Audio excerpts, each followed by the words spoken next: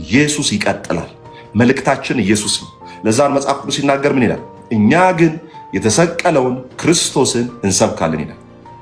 እኛ ግን የተሰቀለውን ክርስቶስን እንሰብካለን። ያ ማለት ምን ማለት እንደሆነ ታውቃላችሁ? ያልተሰቀለ አይሰበክም እያለ የተሰቀለው ነው የሚሰበከው። ምንድነው? በመሰቀሉ ነዋ ደህንነት የሆነው። ዕብራውያን ምዕራፍ 9 ቁጥር 22 ላይ የእግዚአብሔር ቃል ሲናገር እንዲህ ይላል፣ ደም ካልፈሰሰ ስርየት የለም። ዕብራውያን ምዕራፍ 9 ቁጥር 22 ላይ ምን ይላል? ደም ካልፈሰሰ ስርየት የለም። ስርየት ያለው መቼ ነው ሲባል ደም ሲፈስም። ደምን ያፈሰሰው ማን ነው? ኢየሱስ ነው። ስለዚህ ቤዛ ሆኖ ስርየትን ያስገኘው ማን ነው? ኢየሱስ ነው። አለቀ፣ አለቀ፣ ደቀቀ።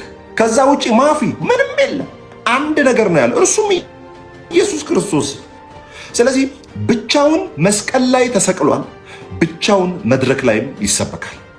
ብቻውን እንደ ቆዳ ተወጥሮ ብቻውን ዋጋ ከፍሎ በመስቀል ላይ የተሰቀለልን ሕይወቱን የሰጠን የእግዚአብሔር ልጅ ኢየሱስ ክርስቶስ ብቻ ነው። ብቻውን መስቀል ላይ ነበረ። ዛሬም መድረካችን ላይ ብቻውን ይሰበካል። ዛሬም ላይቫችን ላይ ብቻውን ይሰበካል። ሲሰቀል ማርያም አላገዘችውም። ሲሰቀል ዮሐንስ አላገዘው። ማንም ያገዘው የለም። ስለዚህ ያ ማንም ያላገዘው ብቻውን የተሰቀለው ብቻውን ይሰበካል። ማን በሞተ ማን ይነግሳል? ማን ዋጋ በከፈለ ማን ይከብራል?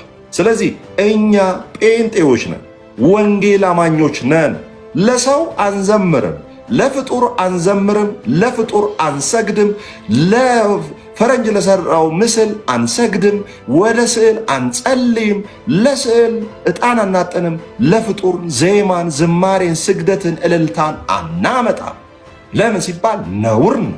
መጽሐፍ ቅዱስ ላይ አንድም ለሰው የዘመረ፣ አንድም ለስዕል የሰገደ፣ አንድም ወደ ሰው የጸለየ አንድም ሰው አታገኙ። ስለዚህ እኛ ወንጌል አማኝ የሚለው ስማችን ራሱ ደስ አይልም? ወንጌል አማኝ ሲባል ምንድን ነው? ወንጌል ላይ የሌለ ነገር የማያደርግ። ጳውሎስ ለጴጥሮስ አልዘመረም። ብራዘር ወይኔ የሐዋርያት እኮ አምድን አንተ ዋና እኮ ነህ፣ ልዘምርልህ እስቲ ላሸብሽብል፣ አንተ እኮ ጻድቅ ነህ፣ አንተ እኮ ተማት አለም። ጳውሎስ ንግግሩ ሁሉ ኢየሱስ ነው። ጴጥሮስም ንግግሩ ሁሉ ኢየሱስ ነው። ከየት አምጥቼ አንድ የሆነ ሰውዬ አምጥቼ ከየት ልንገር አልነግርህም። ምን አድርጉልኝ? የት ነው ማውቀው? ባይዘው አንድ ነገር ልንገራቸው። አሁንም በጣም ወሳኝ ነገር። አንዳንድ ሰዎች ክርስቶስን የሚወዱት ከማርያም ስለተወለደ ነው። ባይዘው ብዙዎቹ የሚወዱት ከማርያም ሳይወለድ ዝም ብሎ መጥቶ ቢያድን ኖሮ አይወዱትም። ዛሬም ኢየሱስን የሚወዱት ከማርያም ስለተወለደ እንጂ ኢየሱስን አይወዱትም። ለምን? ኢየሱስ ሲነካ ምንም አይመስላቸው፣ ማርያም ስትነካ ያማቸዋል። ዛት ሚንስ ምንድን ነው? ኢየሱስን አይወዱትም። ኢየሱስንም የወደዱት ኢየሱስንም የጠሩት ከእርሷ ስለተወለደ ነው። በጣም እኮ ቀልድ ይመስላል። በጣም ቀልድ ይመስላል ወዳጆች። በትክክል ነው። አስረግጬ ነው ምነግርህ ይላል አይደለም? ሞጣ እኔም አስረግጬ ነው ምነግርህ። ኢየሱስን የሚጠላ መንፈስ የተረገመ ይሁን፣ የተረገመ ይሁን። ኢየሱስን የሚጠላ የተረገመ ይሁን። እነግራችኋለሁ። ክርስትና መሰረቱ ማዕከሉ ክርስቶስ ኢየሱስ። የእግዚአብሔር የልብ ምቱ ክርስቶስ ኢየሱስ። የእግዚአብሔር የቀን የሌሊት ሐሳቡ እንዲነገርለት የሚፈልገው ክርስቶስ ኢየሱስ። እግዚአብሔርም ድንቅ የሆነች እግዚአብሔር ልጅ ክርስቶስ ኢየሱስ እናት ማርያምም ደግሞም ሌሎቹም የተናገሩት የጠቆሙት ወደ እርሱ ነው። ወደ እርሱ ነው የጠቆሙት። ወደ ማን? ወደ ልጁ ወደ ክርስቶስ ኢየሱስ። ለዛ ነው ጳውሎስ ምን አለ? በወንጌል አላፍርምና አለ። በወንጌል ምን አለንም? አላፍርምና። ይኸውላችሁ በዘመናችን ብዙ ዜናዎች አሉ። በጣም በምድራችን ላይ ውዱ ዜና ክፉ ዜና፣ በጣም የሚቸበቸበው ውዱ ዜና ክፉ ዜና ምን እንደሆነ ታውቃላችሁ? ክፉ ዜና ነው የሚሸጠው። በጣም በብዙ ረብጣ ገንዘቦች የሚከፈል። ከዛ ዜናውን ለመስማት የሚፈልገው ምንድን ነው? ቻርሊ ከርክ ሞተ ሲባል አሁን በጣም እንወደው በጣም ይሄ የእግዚአብሔርን መንግስት በአሜሪካ ላይ የተለያዩ አይነት ነገሮችን የሰራ አንቲክራይስት ሙቭመንቶችን ብዙዎችን ከጥቅም ውጭ አድርጎ ሀሳባቸውን አንቆ የገደለ ሰው ቻርሊ ከርክ ሞተ ሲባል ዜናው በጣም ይሸጣል። ቻርሊ ከርክ ግን የሆነን ሰው ኦፖዝ አደረገ፣ በደንብ ዲቤት አድርጎ ድል ነሳው፣ የእርሱን ውሸት አጋልጦ ክርስቶስ ኢየሱስን ያ ሰው እንዲያገኝ አደረገ የሚለው ዜና አይሸጥም። በምድራችን ላይ ክፉ ዜና ነው የሚሸጠው። ኢየሱስ ያድናል ብለህ አሁን ስታወራ ማንም መጥቶ ላይ ይችላል፣ ማንም ላይፈልግ ይችላል። እገሌን ፎቶ እዚህ ጋር ሰቅለ መስደብ ብትጀምር ሰው ሮጦ ይመጣል። አይታል።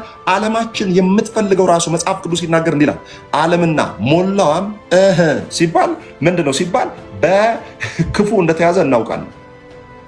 ኦኬ፣ በክፉ እንደተያዘ ዓለምና ምን ሞላዋ በክፉ እንደተያዘ እናውቃለን። ኢየሱስ ክርስቶስ ጌታ፣ ሃሌሉያ፣ ስሙ የተባረከ ይሁን። አሁን ዓለምና ሞላ በክፉ ተይዟል። ኢቭን እዚህ ገስት ላይ የምታያቸው አሁን ኮሜንት ላይ የሚጽፉት በክፉ የተያዘ እየተናገራቸው ያላችሁት እውነት እየገለጣቸው ያላችሁትን እውነት ኦፖዝ ለማድረግ ጠላት ይፈልጋል። እናንተን በመስደብ በማሸማቀቅ አሁን ሌላ ከዘር ፍጭት ቢሆን ስለ ዘር ስድብ ቢሆን ሁሉም ተኮልኩሎ ይመጣል። አይታል። ዓለማችን ላይ ውዱ ዜና ክፉ ዜና ነው። መልካም ዜና ወንጌል ደግሞ ምንድን ነው? መልካም ዜና ነው። ይላችሁ ሰው የሚመካበት ለህይወቱና ለንብረቱ የሚያስቀምጠው ብዙ ዋስትና አለ። ሰው የሚመካበት ብዙ በህይወቱ የሚመካበት ለህይወቱ የሚያስቀምጠው ብዙ ነገሮች አሉ። ለምሳሌ ኢንሹራንስ ይገባል፣ የሚመካበት ነው። ኢንሹራንሱን ሲያስብ ደስ ይለዋል። ይሆን ለመኪና ላይፍ ኢንሹራንስን ብሎ ይገባል። አይታችኋል። ኢንሹራንሱ በራሱ ገንዘብ አካውንት ውስጥ ያለው ባንክ አካውንት ውስጥ ያለው ገንዘብ ራሱ ምንድን ነው? ለሰውየው ጥሩ ዜና ነው። የሚመካበት ዋስትና ብሎ የሚያስቀምጠው ነው። እነግርሃለሁ፣ ያለህ ገንዘብ፣ ያለህ ስልጣን፣ ያለህ መኪና፣ ያለህ ኢንሹራንስ፣ ሁሉ ነገር ያለው የት እንዳለ ታውቃለህ? መሬት ላይ ነው ያለው። እዚህ ምድር ላይ ነው ያለው። ምድር ደግሞ አንድ ቀን ወደ እሳት ባህር ትጣላለች። አሁን የምንነግርህ ከምድር አይደለም፣ የምንሰብክህ ከምድር አይደለም፣ የምንሰብክህ ከሰማይ የመጣው መልእክት ነው። መጽሐፍ ቅዱስ ደግሞ ሲናገር እንዲህ ይላል፣ ከሰማይ የመጣው ከሁሉ በላይ ነው። ስለዚህ የምትተማመንባቸው ስልጣን ቢሆን ምድር ላይ ነው የሚሰራው። የምትገበያይበት ገንዘብ ቢሆን የሚሰራው ምድር ላይ ነው። በእያንዳንዱ በምድር ላይ የምትተማመናቸው ነገሮች ሁሉ ያሉት ምድር ላይ ነው። መጽሐፍ ቅዱስ ደግሞ ይላል ሰማይና ምድር በእሳት ባህር ሊጣሉ ተቀጥሮላቸዋል። የምንሰብካችሁ የማያልፈውን የእግዚአብሔር መንግስት ነው። ለዛ ነው ጳውሎስ በወንጌል አላፍርምና የሚል። ስለዚህ ይህ ምድርና ሰማይ ደግሞ የምትመካባቸው ያስቀመጥካቸው ዋስትና ብለህ ያስቀመጥከባቸው ነገሮች ሁሉ ያሉት ምድር ላይ ነው። ይህም ምድር ደግሞ ይጠፋል። ማንም ሰው እንደ ሰለሞን ሊሆን አይችልም። ማንም ሰው እንደ ሰለሞን ሊበለጸግ አይችልም። በጣም ገጠር ውስጥ እንኳን ወይም የሆነ አንድ ሙስሊም አገባ ቢባል 7፣ 8፣ 9 ቢበዛ 10 ነው። 1000 ሚስቶች ነበሩ። 700 ህጋዊ ሚስት 300 ዕቁባት የነበሩት ሰው ነው። በጆንያ ወርቅ የሚመላለስበት ነው። ለሰዎች በግመል ወርቅ የሚሰጥ ሰው ነው። በዙፋኑ ላይ በጣም ሰላማዊ የሆነ ዘመንን ያሳለፈ ሰው ነው። በጣም ብዙ ነገሮችን ያደረገ ሰው ነው። ነገር ግን እንዲህ አለ፣ ሁሉ ከንቱ ከንቱ ነው። ምን ሆነ? አሁን ምንድን ነው? አሁን ይሄን ያክል ዘመን አሁን የሆነ የተሳድበው ይሄን ያክል ለምሳሌ ፖለቲካን አራግቦ የሆነ ነገር አድርጎ ምን ፈየደ? ምንም አልፈየደለት። ምንም በምድር ላይ ይህንን አሁን ለምሳሌ ስለሆነ መንግስት አውርታ መንግስት ከ5 ዓመት በኋላ ሲያልቅ ያ የምታወራው ነገር 5 ዓመት ነው ያልቃል። አሁን የምንነግራቸው አለ ጳውሎስ በወንጌል አናፍርም። ለምን? ወንጌል የማይቋረጥ ዘላለማዊ መልእክት ስለሆነ። ስለዚህ አሁንም እነግራችኋለሁ። ሰለሞን ምን አለ? ሁሉ ከንቱ ነው። 3 ጊዜ እኮ ነው ከንቱ ያለ። ባይዘው ከንቱ ብቻ አይደለም ማለት ከንቱ ብሎ የከንቱ እኮ አለ። የከንቱ ራሱ የዛ ከንቱ ራሱ ከንቱ ማለት ነው። ምድር ላይ ያለ ለየትኛው ነው የምትሯሯጠው? እየተሯሯጥክ ነው። ገንዘብ እያዝክ ነው። ጥሩ ነው። ፋይናንሻሊ ኢንዲፐንደንት መሆን ሳፊሽንሲ ውስጥ መኖር በራሱ ጥሩ ነው። ነገር ግን የራሳኸው ነገር አለ። ሰው ዓለሙን ቢያተርፍ ነፍሱን ግን ቢያጎድል ከንቱነትን የሚሽርና ዘላለማዊ ተስፋን የጸና ተስፋን የክብር ተስፋን የሚያስጨብጥ ነው ወንጌል። ኢየሱስ ክርስቶስ ጌታ ነው። ከንቱነትን ከህይወት እንዲጠፋ ትፈልጋለህ? ለዛ መጽሐፍ ቅዱስ ሲናገር ፍጥረት የእግዚአብሔር ልጆች መገለጥ ይጠባበቃል። ፍጥረት ምን ያደርጋል? የእግዚአብሔር ልጆች መገለጥ ይጠባበቃል። ለምንድን ነው የእግዚአብሔር ልጆች መገለጥ የሚጠባበቀው? ፍጥረት ለከንቱነት ተገዝቷልና ይላል። ለከንቱነት ስለተገዛ ፍጥረት የእኛን መገለጥ ይፈልጋል። የዮኒን መገለጥ ይፈልጋል። ሳር በራሱ እኛ እንደሚፈልግ ታውቃለህ። ሳር እኛ ኮንፈረንስ እንድናደርግበት እንጂ ማንም ሄዶ ዘፈን አስረሽ ምጪው እንዲደልቅበት አይፈልግም። ሳር ራሱ ለምን? ለእግዚአብሔር ክብር ነው ሳር የተፈጠረው። ኳስ እንዲጫወትበት አይደለም ሳር የሚፈልግ፣ አንተ ቆም እንድታመልክበት፣ መንፈሳዊ ነገር እንዲደረግበት ፍጥረት ራሱ አንተን ይፈልጋል። አህያ የሆነ መጠጥ ጠላ የሆነ ጠጅ መሸከም አይደለም የምትፈልገው፣ የእግዚአብሔርን ክብር። አንተን አንድ ሚሽነሪ ተሸክማ ወንጌል ገጠር ገብተህ ብትሰብክ ትወዳለች። ለምን? ለከንቱነት ፍጥረት ስለተገዛ። ፍጥረት ራሱ እኛን ነው የሚጠብቅ፣ እኛን ወንጌል አማኞችን ነው የሚጠብቀው።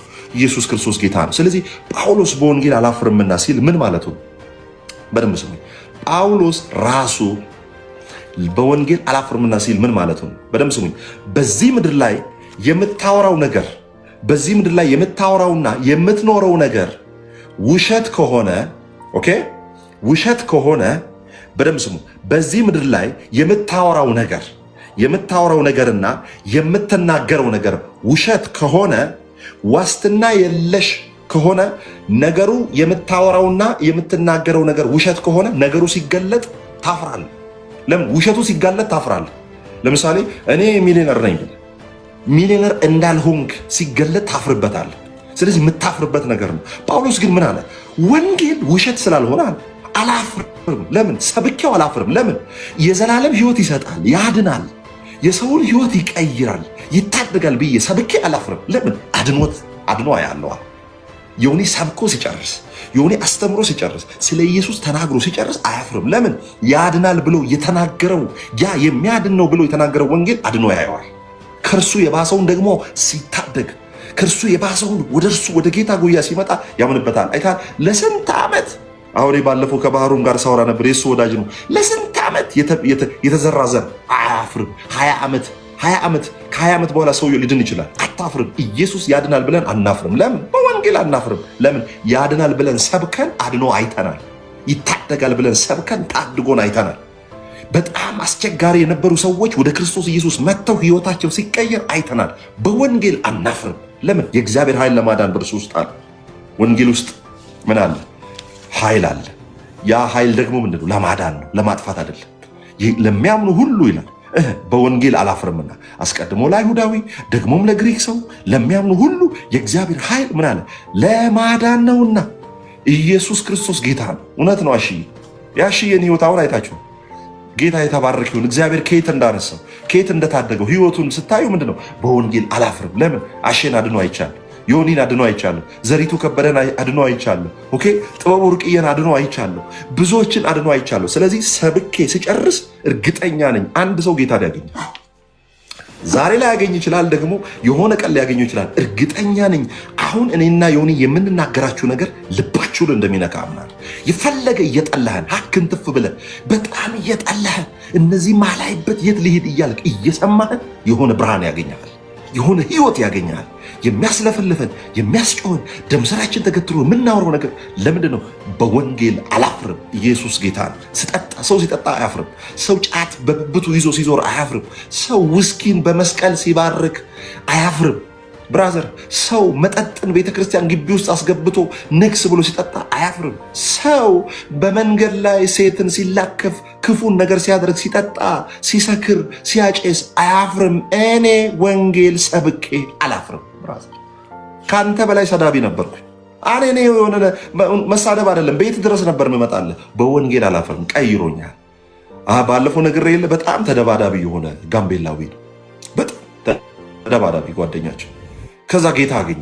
ቴዎሎጂ ገባና ከዛ ውጪ ጌታን አግኝቶ ውጪ እንትን ይሄ ቡና ምናምን ለመጠጣ ሲወጣ አንዱ ቀጭን ዮኒ እንደዚህ ኦፍ ብሎ የሚያጠፋው ልጅ ማለት ነው። በቃ እጁን ይሰነዝርበታል። እያንዳንድ አገኛለሁ ምናምን ያስፈራራዋል ማለት ነው። የሆነ እንደዚህ በቃ ይተናኮለዋል ማለት ነው። ከዛ ይሄ እኮ ማለት ነው አይደበድበውም፣ ባይዘው አንስቶ ነው የሚወረውረው። መደባደብ እኮ የሆነ ተመጣጣኝ እኮ አቅም ሲኖር ነው። እንዲህ አንስቶ የሚጥለው ልጅ እኮ ነው። ከዚህ በፊት በጣም ተደባዳቢ አስቸጋሪ የነበረ ሰው እኮ ነው። መጨረሻ ላይ ዶርሞ ሄድና እንዲህ አለ፣ አይ ኢየሱስ በግ ሆነ በግ አረከኛል። አይታል እኛ በግ የሆነው በጉ ኢየሱስ አግኝቶን፣ ያ በግ ቀራንዮ ላይ እየተሰደበ ያዳነ ነው። እኛም የምንኮርጀው ሰዳቢ አይደለም፣ ተሰዳቢውን ነው የኮረጅ ነው። ስለዚህ ጴንጤ ተሰዳቢ፣ ጴንጤ ሁለተኛ ዜግነት ያለው የሆነ የመጨረሻ እነኛ አራሙጫዎች፣ እነኚህ ውርጋጦች፣ ትላንት የመጣ በስንዴ የመጣ በኮሮሪማ የመጣ እያል እየተሰደብን፣ አሁን እንኳን ስድቡ እየበዛ ነው። ለምን? ትላንት በስንዴ የመጣ ብሎ በጣም አንደርስቲሜት ያደረጉት እየዋጠ እየገዛ ሲመጣ መድረክ ስብከታቸው ሁሉ ጴንጤ ነው። ሰሞኑ አይታል። እያንዳንዱ ስብከታቸው ጴንጤ ነው። እኚህ ፕሮቴስታንቶች እኒህ መናፍቃን ለምንድን ነው ስለኛ ቀኑን ሙሉ የሚያወሩት? ተጽዕኖ አምጥተናል። ፍጥረት ሁሉ ጴንጤ ይሆናል። አላንተም እነግርሃለሁ፣ ምንም አማራጭ የለም ወደ ኢየሱስ ከመምጣት ውጭ። የትኛውም ሃይማኖት አሁን ድናል ጸድቃል የሚል የለም። ሁሉም ሃይማኖት ቼክ ነው ያለው።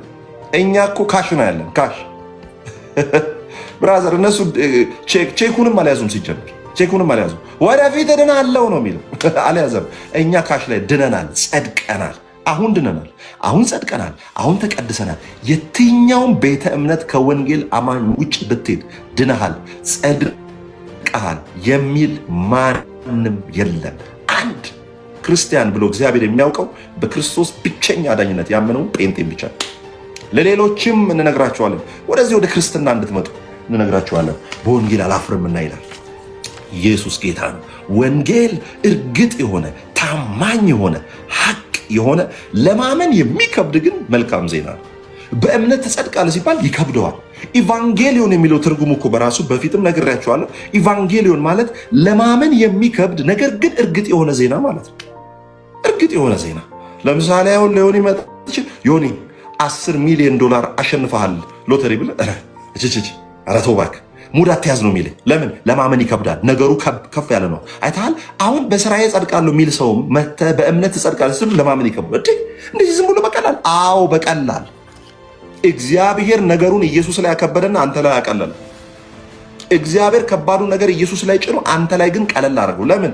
ሸክምን ሁሉ ኢየሱስን አሸክሞ አንተን ግን ና ሸክምህን ላራግፍልህ ይላል። አንተ ግን ሸክም ትሸክማል። አንተ ግን አሁንም ድንጋይ ትሸከማል። አንተ ግን አሁን እግርህም ወገብህም እጅህም ተጠፍሮ የበሰበሰ የከረፋ ውሃ ውስጥ ትገባለህ። አንተ አሁንም ፍርፋሪ ትበላለህ።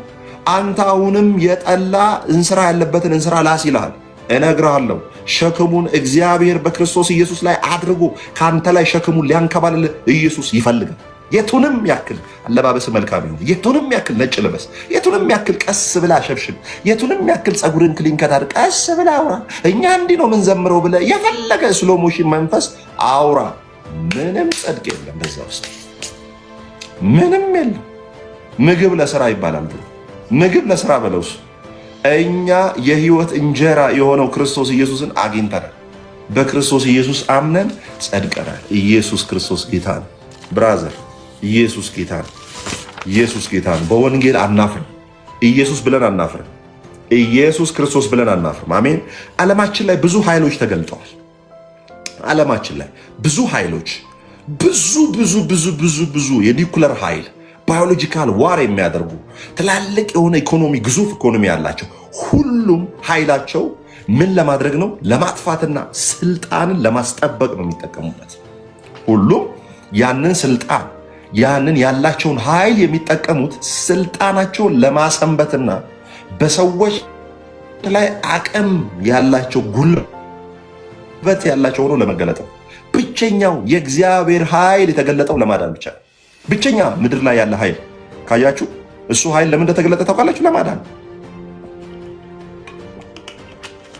ኢየሱስ ጌታ ነው። አሁን ለምሳሌ ኒውክለር አሜሪካ በጣም ልዕለ ኃያል ሀገር ናት። አሜሪካን አይደለም በአክሽን በንግግር እንኳን የሆነ ሊያስብ የሚችል ነገር የለም። ለምን? ኃይል አላት፣ ጉልበት አላት። ስለዚህ ማንም ተንበርክኩ ቁጭ ይላል። ኃይል ስላላት እንጂ በጣም የሚጠሏት ሀገሮች አሉ፣ ቢያጠፏት ደስ የሚላቸው ማለት ነው። አይታል። ሁሉም ያለው ኃይል ምንድን ነው? ለማጥፋት፣ ለመቀየም፣ ለመቆንጠጥ፣ ይሄ በስልጣን ላይ ለመሰንበት ነው።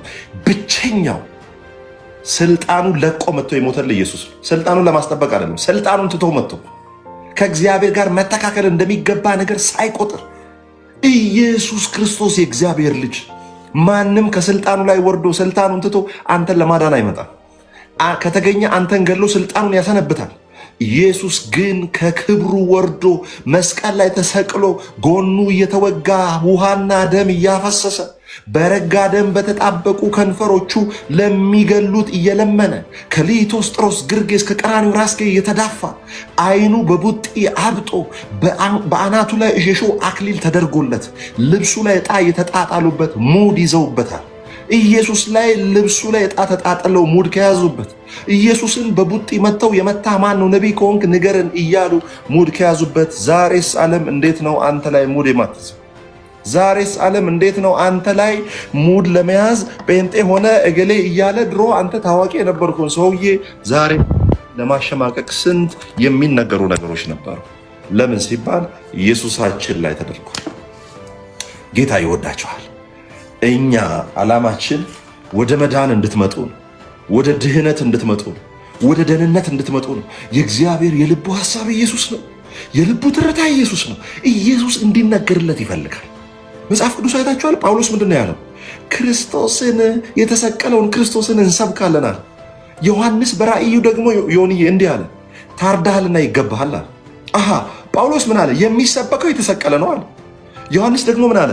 ታርዳሃልና ይዘመርልሃል፣ ምስጋና ይገባሃል። ስለዚህ ያልተሰቀለ አይሰበክም፣ ያልታረደ አይዘመርለትም። እንድች ብዬ ብዬ ለማርያም አንደበቴን አልከፍትም። ብዬ ለጳውሎስ አንደበቴን አልከፍትም። አንደበቴን የምከፍተው ለተሰቀለልኝ፣ ለሞተልኝ፣ መስቀል ላይ እንደ ቆዳ ለተወጠረልኝ፣ ሕይወቱን አሳልፎ ለሰጠኝ ለጌታዬ ለኢየሱስ ክርስቶስ ብቻ የምኖር ሰው ነኝ እኔ። ኢየሱስ ክርስቶስ ጌታ ነው። ከእርሱ ውጭ የምታመንለት፣ ከእርሱ ውጭ የምዘምርለት ፍጥረት ማንም የለም። አብራኝ ለምትዘምር እኔ አልዘምርም። አብሮኝ ለሚሰግድ ለሚካኤል አልሰግድም።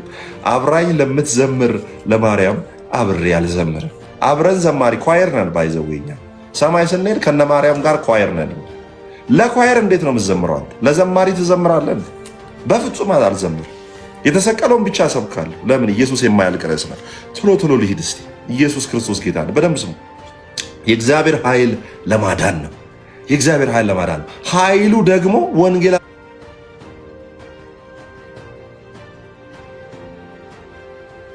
ደግሞ ወንጌላዊ ደግሞ ወንጌላዊ ደግሞ ወንጌላዊ ደግሞ ወንጌላዊ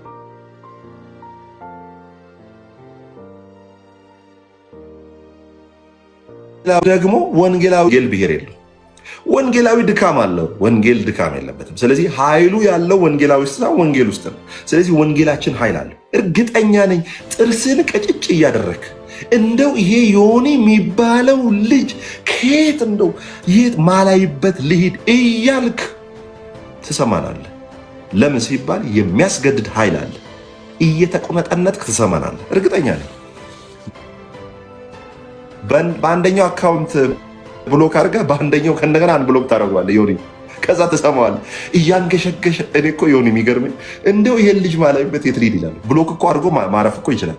ይወዳል፣ እየጠላህም ይወዳል። ለምን? የምትናገረው ነገር ምን አለው? ኃይል አለው። አሁን አንድ ልጅ እዚህ ጋር እየሰደበኝ ነው፣ ብዙ ስድብ እየሰደበኝ ነው። በረከት የሚባል አቤት አቤት አቤት፣ በጣም እየጠላኝ ይሰማኝ። ስለምትሰሙን እናመሰግናል። እየሰደባችሁን ስለምትሰሙን ባይዘወይ እግዚአብሔር ምን ያለ የተባረከ። የስሙን ትርጉም እንኳን ቢያውቀው እኮ ደስ ይለኝ ነበር። የስሙ ትርጉም በረከት ነው። እሱ ግን የሚሰጥ ስድብ ነው። አይገርምም እንዴ? የሰማዩን ትርጉም እንኳን አያውቁትም እንኳን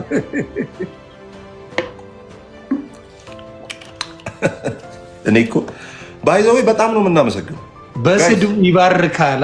በረከት ተብሎ የተሰጠው እግዚአብሔር እንዲያመልክበት፣ እንዲባርክ፣ እንዲመርቅ ነው። እሱ ይረግጥበታል። አይ እኔ እኮ በጣም ደጋግሜ የምናገረው ለምሳሌ በስራ ነው የምንጸድቀው ይላሉ ኦርቶዶክሳዊ። እኔ የምለው በስራ በመንግስት ስራ ነው በግል ስራ ነው? በመልካም ስራ ነው አይደለ? እኔ በመልካም ስራ ከሆኑ መልካም ስራ ነው ስሩ እንጂ እየሰራችሁ አይታችኋል። ሌሎች ለመወሰን መንገድ ላይ ላላችሁ ሰዎች እዩዋቸው። በመልካም ስራ ነው እንጸድቃለን የሚሉትን ባይዘው እዩዋቸው። አይታችሁ መች ሊጸድቁ ነው? አይጸድቁም መቼም። ለምን? መልካም ስራ የላቸውም።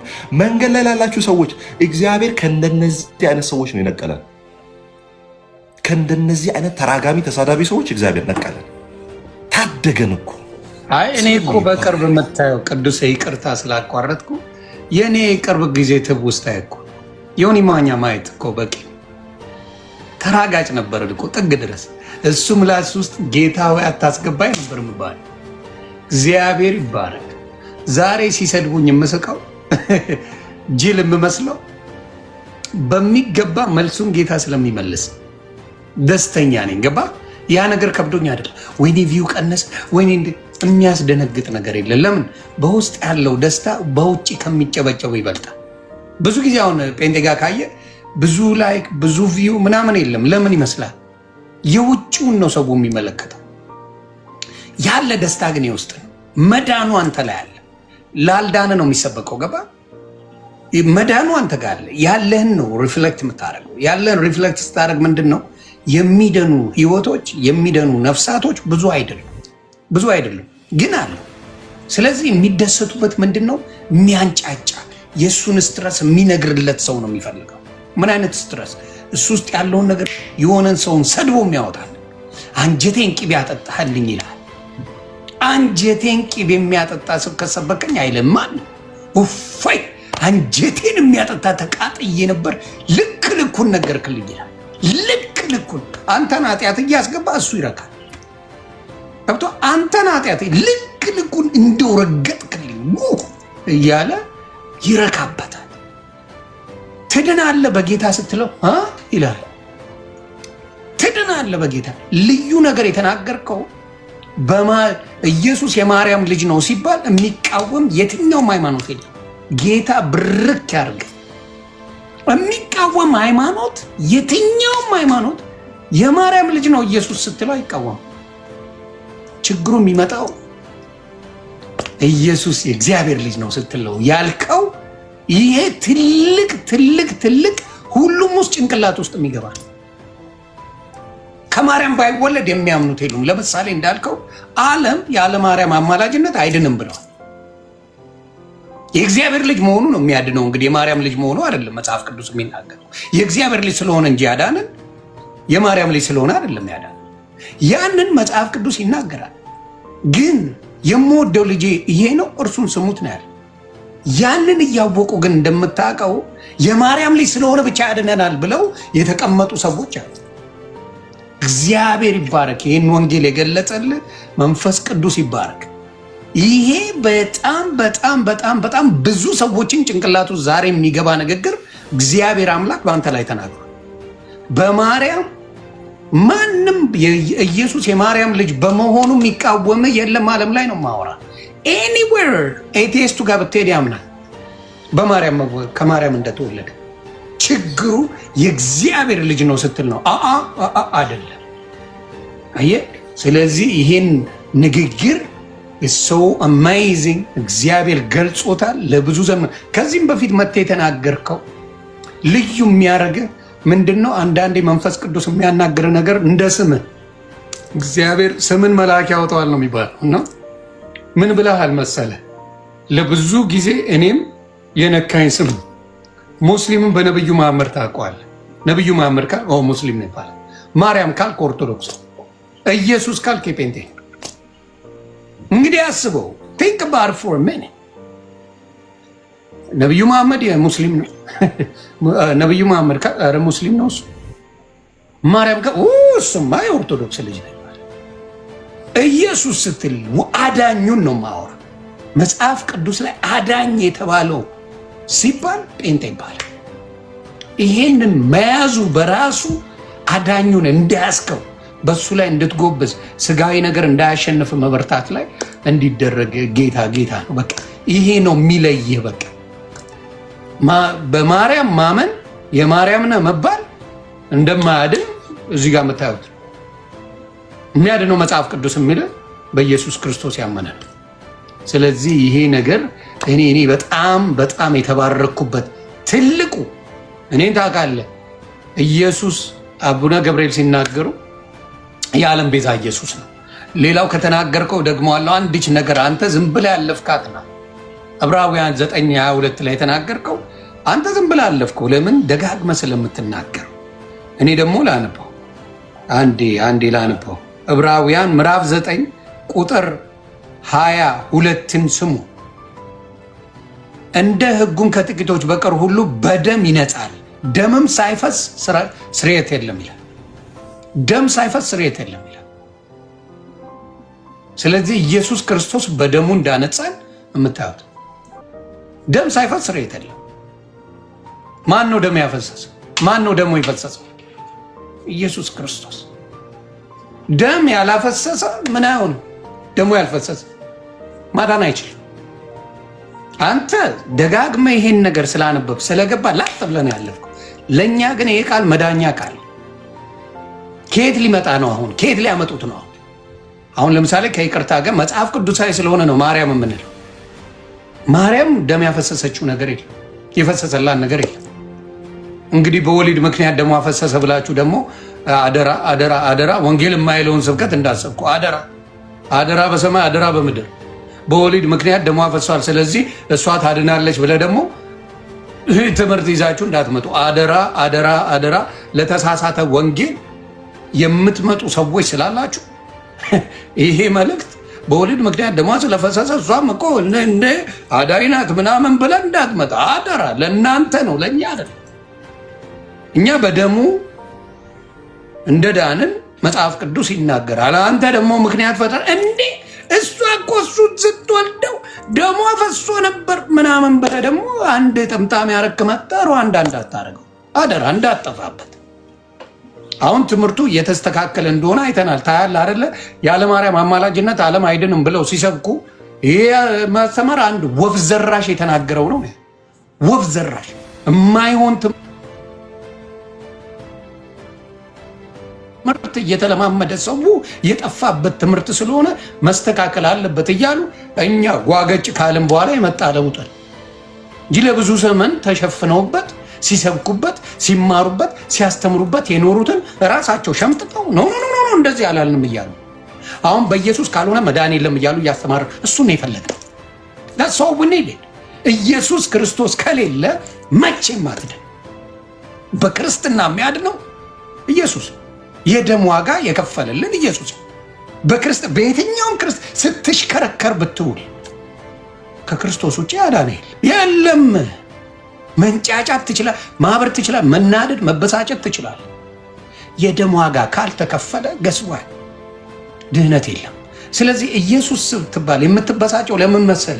የሰበኩ ሌላ ነገር የሰበኩ ማርያም በልጣለች። ትላንትና ከትላንት ወዲያ የሆነች የት ገባች እኔ ቤት፣ ይቅርታ አንተንም ትንሽ ብሬክ ለመስጠት ፈልጌ ነው። ገባችና ምን አለች መሰለ? ያለ ማርያም ዓለም አይድንም አለች። አይ ኖ አንደርስታንድ አደርግሻለሁ። የተሰበክሽው ነው አልኳት። ተሰብክሻል እና አንቺ አባት ያሉትን ላሰማሽ ብዬ አሰማል። ገና ሂጄ እጠይቃለሁ አለች። ግን የትኛው መጽሐፍ ቅዱስ ላይ ነው ያነበብሽው አለ። አይ እኔ መጽሐፍ ቅዱስ አንባቢ አይደለሁ፣ ግን ተነግሮኝ አዳምጫለሁ አለች። አየህ መጽሐፍ ቅዱስ ለአንዳንድ ሃይማኖቶች መሰረት አይደለም፣ ሆኖም አያውቅም፣ አይሰብኩትም። የእንትና ሰውዬ በረከታችን ይድረስብን፣ የሹሉቃ በረከት ይድረስ፣ የእንትና የጅኒ ጃንካ በረከት ይድረስብህ፣ የማነው ስሟ በረከት ይድረስብህ፣ የእንትና ከዛ ደግሞ ነፍሳቸውን ይማርና ይላል። ነፍሳቸውን ይማርና ሞቷል እኮ ሰው፣ ነፍሳቸው ይማርና የእሳቸው በረከት ይድረስና ኢማጅን እዚህ ጋር አንድ ነገር ነፍሳቸው ይማር ከተባለ ገና እኮ አልተማረ። እኛ በክርስቶስ ኢየሱስ ድነናል ነው የምንለው። ሙሉ ጴንጤ ያንተ ማን ነው ዋጋ የከፈለው? ኢየሱስ በደሙ አሽቶናል ብለን ነው እኛ የምንለው። ገብቷል። እነሱ ግን የሚሉት ነፍሳቸውን ይማርና የእሳቸው በረከት ይድረስብንና ከዛ በኋላ ብለው ይቀጥላል። ጸጋ የተሰጠን በረከት የተሰጠን በነፃ እንደሆነ ረስተውታል። እነሱ ተዘግዝቀው ወይም በሆነ ነገር ሆነው ያገኙት በረከት መስሏቸው የበረከት አምላክን በስራ የሚሰጥ ከሆነ ለስራዬ ነው የሰጠኝ። ምኑ ነው በረከት? እስቲ ንገረኝ ቅዱሴ። ለሰራሁት ነገር ከከፈልከኝ በረከቱ ምንድን ነው? በረከት አልሰጠኝም። የልፋቴን ነው የሰጠኝ፣ ደሞዜን ነው የሰጠኝ፣ ይገባኛል። አድዘርቤ የሰራሁትን ከሰጠኝማ የምን ጽድቅ ነው የምትለኝ እንዴ? ዋጋዬ ነው። ኦቨርታይም የሰራውን ሰዓትን የሰራውን ቀንሶ ቢሰጥ ደሞዝ ላይ እንግዲህ አስበው። ፎር ሚኒት ስራ ሰራ፣ በሰዓት ነው አሜሪካን ሀገር አውሮፓ የሚከፈል ታየ። ስራን 40 ሰዓት የሰራው 36 ነው ብሎ መጣል ነው። ትሄዳለህ 4 ሰዓቴን መልስ ደሞዜ ጨምረህ ስጠኝ ነው የምትለው። ይሄ በረከት ነው። አየህ ምን ያህል ሰውን መከራ እያበሉት። በስራ ነው የምትጸድቀው እያሉ ምን ያደርጉታል? ለእግዚአብሔር ጋር ክሬዲት ሳይሆን እንዲሰርችለታል እንዲህ አድርጌለታለሁ ለእግዚአብሔር ብለው የሚፈታ። ለዚህ ነው ያልዳኑበት። ገባ? የምሰራውን ነገር ከተከፈለኝ እኔ ገስዋል ደሞዜን እጠይቃል። ሰርቻለሁ ይገርፔኝ። ያልሰራነውን በእኛ ላይ የሰራው ክርስቶስ ሲከፍለው ያ ጸጋ ነው፣ ያ በረከት ነው።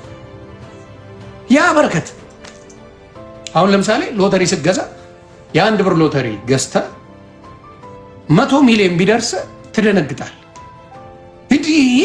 እንዴት ሆኜ እድለኛ ነኝ ነው እንጂ ሎተሪ ቆርጬ ነው አትል። እድለኛ ስለሆንኩ ደረሰኝ ነው ምትል። ደረሰኝ። ከዛ በኋላ አይ በቃ ቶ 1 ብሩ ነው የሚሰጥ ብትባልስ? ክስ ለክስ ነው የምትዞረው። ስትከስ ነው የምትውለው። አንተ እኮ 1 ብር ነው የሰጠው፣ 1 ብር ይመለስልህ ብትባል በተአምር አትቀበልም። ስለዚህ አሁንም በሰዎች ዘንድ የምታየው ነገር በሚያሳዝን ሁኔታ የሰራውትን ነገር ክፈለኝ የሚባል ሃይማኖት አለ። ክፈለኝ፣ ይሄ የሆነ ቦታ ሄጃለሁ፣ ሰግጃለሁ፣ እንዲህ አድርጌያለሁ። ስለዚህ ጌታ ታስታውሳለህ? ስሰግድ አይተኛል እዛ ቦታ ላይ፣ እዚህ ጋር እንዲህ ሳረግ አይተኛል፣ እንዲህ አይተኛል። ጻፋት፣ እዛ ሄደ ምናምን ነገር ጻፍልኝ፣ እዛ ስመጣ ሂሳብ እናወራርዳለን እኮ ነው። የእሱን ጸጋ ብታስበው በበረከት ትኖራል። የእሱ ጸጋ ሲኖረው ምንድን ነው? በረከት አብሮ ይመጣል። ይሄ እንዳልከው እንደኔ አይነት ላስላሱ ይቀራል። ምኑ ሁሉ ነገር የበረከት ከውስጥ የሚወጣው ነገር በሙሉ በረከት ያለው ነገር ይሆናል። እና ብዙ ጊዜ ሰው የሚሸወደው በምን ሁኔታ ነው? ሰርቼ ነው ምንን እግዚአብሔር የማስደስተው እሱ እንደሰራለት። ታዲያ ለምን ተቀጠቀጠ ስትለው አይገባው።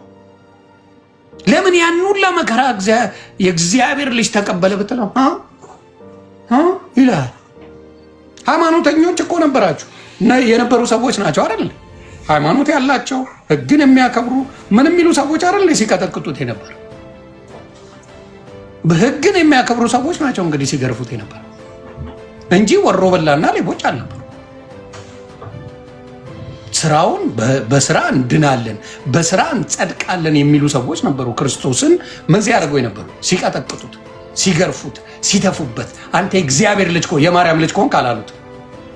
ይቺን እንዳትረሱ። የማርያም ልጅ ከሆንክ ራስህን አድን አላሉትም። ያቺን ቃል እንኳን አትጠቀሙ። የማርያም ልጅ ከሆንክ ራስህን አድን አልተባለ። አምጣ። የማርያም ልጅ ከሆንክ ራስህን አድን አላሉትም። የእግዚአብሔር ልጅ ከሆንክ ራስህን አድን። የእግዚአብሔር ልጅ ነኝ ስላለ ነው የተቀጠቀጠው። የእግዚአብሔር ልጅ ነኝ ስላለ ነው ምን የተገረፈው፣ የተተፋበት፣ ወንጀለኛ የተደረገው። የማርያም ልጅ ስለሆነ አይደለም። ማንም አልጠየቀው። ይሄማ የማርያም ልጅ አይደል እንዴ ነው ያሉት። የማርያም ልጅ አይደል እንዴ? የዮሴፍ የቀራጹ ልጅ አይደለም እንዴ ነው የተባለው? ኢየሱስ ክርስቶስ የእነሱ ልጅ አይደለም እንዴ? ወንድሞቹስ ከኛ ጋር አይደል የሚኖሩት? እህቶቹስ ከኛ ጋር አይደለም እንዴ የሚኖሩት ብለው ነው የተናገሩት። እንዴት የእግዚአብሔር ልጅ ነኝ ይላል? ጸቡ የእግዚአብሔር ልጅ ነኝ ከማለት ጋር የከሰሱት በእግዚአብሔር ልጅነቱ ነው እንጂ በማርያም ልጅነቱ የጠየቀው አቴንሽን የሰጠው ምን የሰጠው የለም። አቴንሽን የመጣው የኔ ጌታ ኢየሱስ ክርስቶስ ጋር የእግዚአብሔር ልጅ በመሆኑ ብቻና ብቻ ነው። ሙስሊም ትክክል አይደለም የሚሉ የእግዚአብሔር ልጅ ነው ስትለው ብቻ። ወንድሜ ቅዱስ የተናገረው ይህንን የእግዚአብሔር ልጅ ነው ስትለው ሙስሊም አይደለም።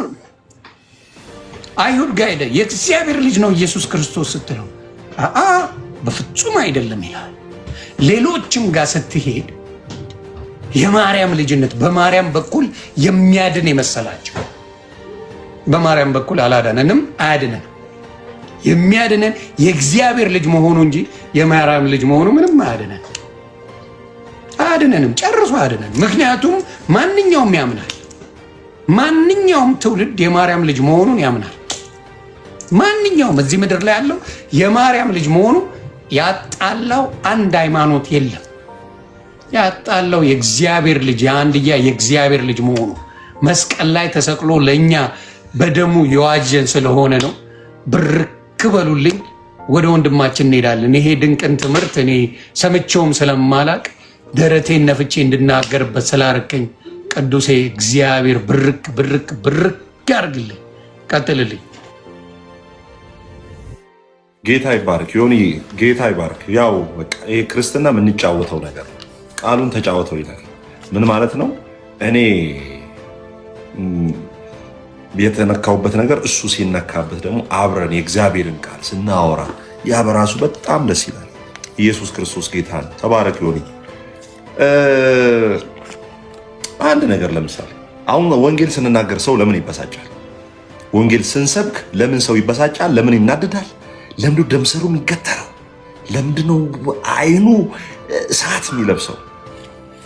የእግዚአብሔር ቃል በሁለት ወገን የተሳለ ሰይፍ ስለሆነ ሰውየው ያለበትን ርኩሰት፣ ሰውየው ያለበትን ድብቅ ህይወት ይወጋዋል።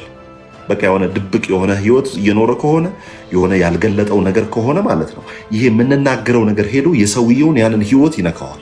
ለዛ ያንን ነገር ስለሚነካው አይፈልግም፣ መስማት አይፈልግም። ለምን?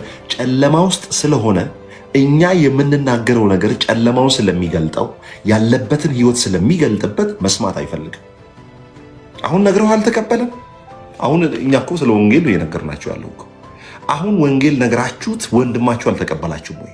አሁን ወንጌል ተናግራችሁ እህታችሁ አልተቀበለቻችሁ? ኢትስ ኦኬ። በደንብ አድርጌ የምነግራችሁ ማለት ነው።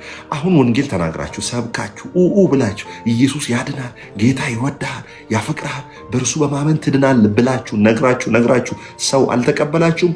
ኢትስ ኦኬ። ሲጀመር መጽሐፍ ምንድን ነው የሚለው? እምነት ከመስማት ነው ይልና መስማትም በእግዚአብሔር ቃል። በግሪኩ ሄዳችሁ ይህንን ቃል ስታነቡት ስታጠኑት ምን እንደሚል ታውቃላችሁ? እምነት ደጋግሞ ከመስማት ነው የሚል። እምነት አንዴ ከመስማት አይደለም፣ ደጋግሞ ከመስማት ነው። ስለዚህ ዛፍ ራሱ አንድ ጊዜ በመጥረቢያ መታችሁት ዛፍ አይወድቅም። ስለዚህ ምንድነው የትኛውም ለ3000 ዘመን እዚህ ሀገር ላይ የተቀበረ ፍጥሩን አምላክ ያደረገ ብዙ ነገሮች አሉ። አሁን ቅድም አንድ ኢንተርቪው ላይ እንደዚህ ያለው ይሄ ጴንጤ ይነሳና ሄዶ ማርቲን ሉተር ጋር ይቆማል። ሁኢዝ ማርቲን ሉተር ብራዘር? ያኔ ማርቲን ሉተርን ሳላውቅ ነው መጽሐፍ ቅዱስ ተሰብኮልኝ ነው ጌታን ያገኘሁት።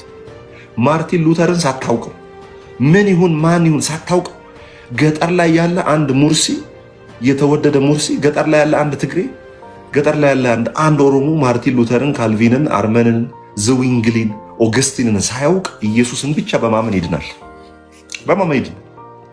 ገብቷል አይደል? ለምን? ክርስትና ኦውተሩ ክራይስት እንጂ ማርቲን ሉተር አይደለም። ማርቲን ሉተር ምንድን ነው የሰራው? ማርቲን ሉተር ሬቨሌሽን ነው ያመጣው?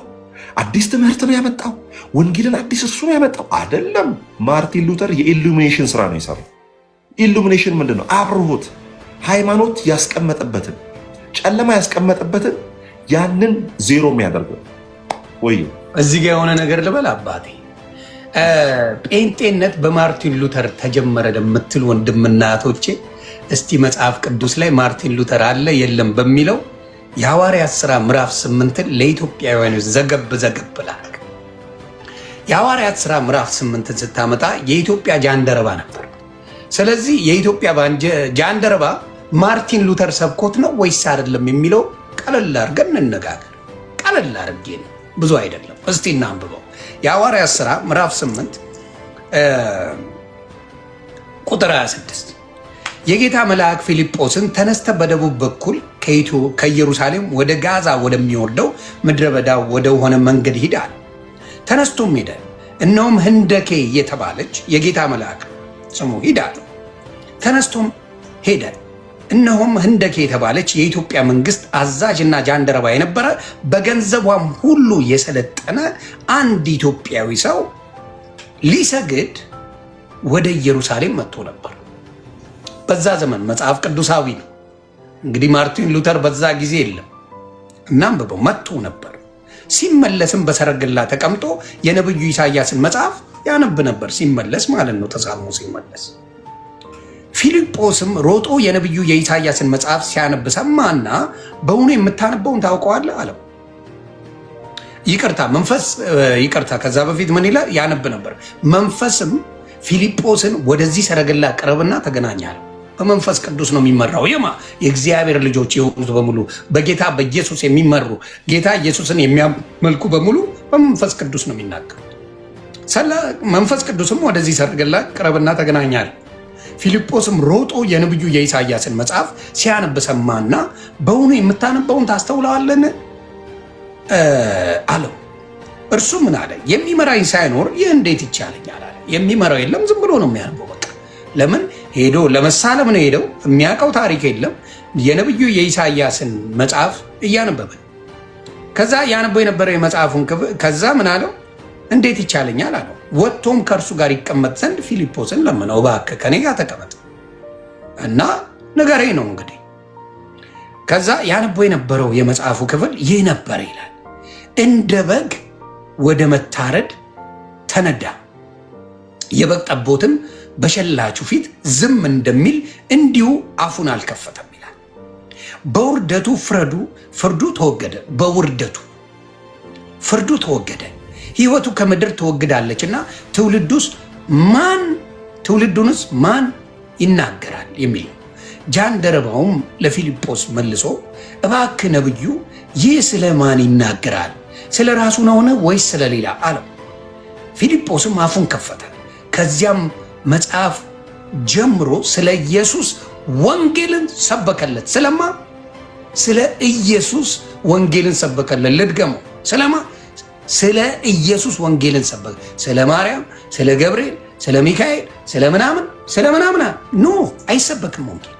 ዚስ ኖ ወይ። መዳኛው ማን ነው? ስለ ኢየሱስ ወንጌልን ሰበከለት። እንግዲህ የኢትዮጵያ ጃንደረባ ነው።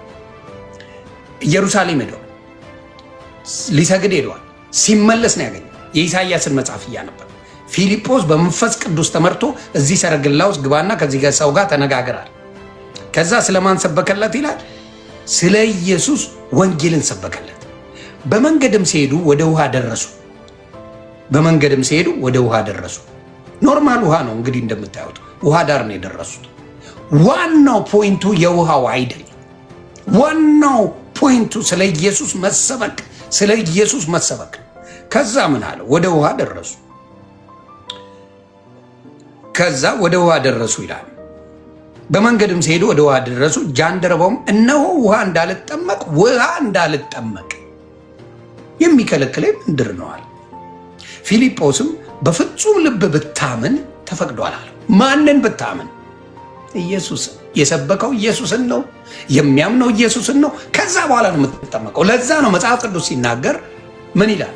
ያመነ የተጠመቀ ይድናል፣ ያላመነ ብሎ ነው ያስቀመጠው፣ ይፈረድበታል። ያላመነ እንጂ ያልተጠመቀ አይደል። ምክንያቱም ከክርስቶስ ጋር የተሰቀለው አልተጠመቀም፣ አልቆረበም፣ አልተጠመቀም። ማመን ነው ትልቁ በክርስቶስ ማመን እንደሚያድን። የእኔ ነገር አንተ ጋር አመጣዋለሁ። እዚህ ጋር ማርቲንን ሉተርን ስለጠቀሱ ደጋግመው ሉተር ስለሚሉ እዚህ ጋር ምን ይላል? ከዛ ምንድን ነው የሚከለክለኝ ምንድን ነው አለው። ፊልጶስም በልብ ብታምን ተፈቅዷል አለ። መልሶም ኢየሱስ ክርስቶስ የእግዚአብሔር ልጅ እንደሆነ አምናለሁ አለ። ስሙ እዚህ ጋር መልሶም ምን አለ? ኢየሱስ ክርስቶስ የእግዚአብሔር ልጅ የማርያም ልጅ አይደል። የማርያም ልጅ መሆኑን ሁሉም ይስማማል። ኤቭሪባዲ እድሜ ለቅዱሴ ብርክ በል። በአንተ ላይ ሆኖ መንፈስ ቅዱስ ተናግሯል ይህን ቃል። የእግዚአብሔር ልጅ መሆኑን አምናለሁ። እዚህ ጋር ነው የሚጠናቀቀው። የእግዚአብሔር ልጅ መሆኑን አምናለሁ አለ። ሰረገላው የሚቆም ዘንድ አዘዘ። ከዛ ምን ሆነ? ሰረገላው የሚቆም ዘንድ ፊልጶስና ጃንደረባው ሁለቱም ወደ ውሃ ወረዱ፣ አጠመቀውም ይላል። ከዛ ሲሆነውን ልንገር። ከውሃው ከወጡ በኋላ የጌታ መንፈስ ፊልጶስን ነጠቀው። ጃንደረባውም ሁለተኛ አላየውም፣ ደስ ብሎት መንገዱን ይሄድ ነበርና ይላል። የኔ ጥያቄ ለኢትዮጵያውያን ወንድምና እህቶቼ፣ ሉተር በ15ኛው ክፍለ ዘመን ነው ጴንጤን ያመጣው አልከኝ። ሉተር በ15ኛው ክፍለ ዘመን ጴንጤን አመጣ አልከኝ። የኢትዮጵያ ጃንደረባ ኦርቶዶክስ ቢሆን ኖሮ በ40 ቀኑ ተጠምቆ ነበር። ምክንያቱም ወደ ኢየሩሳሌም ሄደው ይሄ ጃንደረባ የሄደው የሆነ የክርስትና ህይወት አለ። የክርስትና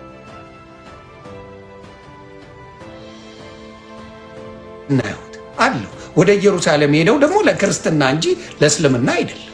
እንዘጋገብ። ባራዳ ቋንቋ እዛ ወደ መካ ነበር የሚሄደው።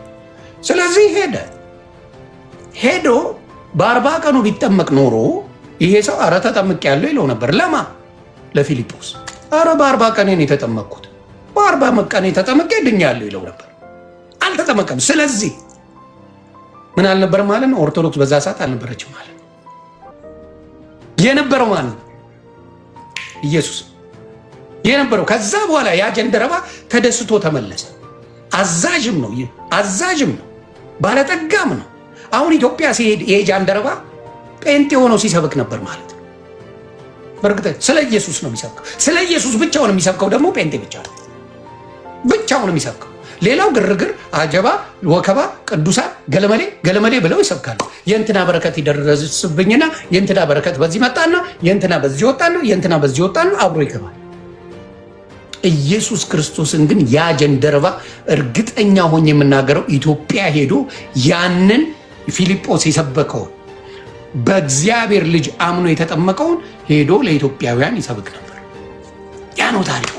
ናው ሉተርን ልታስገባው ነው ያራዳ ልጅ። ሉተር የት ይግባ? የት ይግባ ሉተር? ጃንደረባው መጽሐፍ ቅዱስ ላይ የሐዋርያት ሥራ ምዕራፍ 8 ከቁጥር 26 ጀምሮ ስታነበው ይናገር። በ40 ቀኑ ያልተጠመቀ ነው። የት ሊገባል ነው?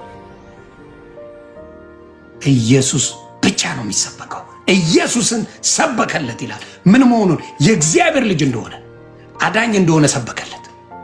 ከዛ ምንድን ነው የሚከለክለኝ አለው? የእግዚአብሔር ልጅ መሆኑን አምናለሁ። ኢየሱስ ክርስቶስ ተጠመቀ።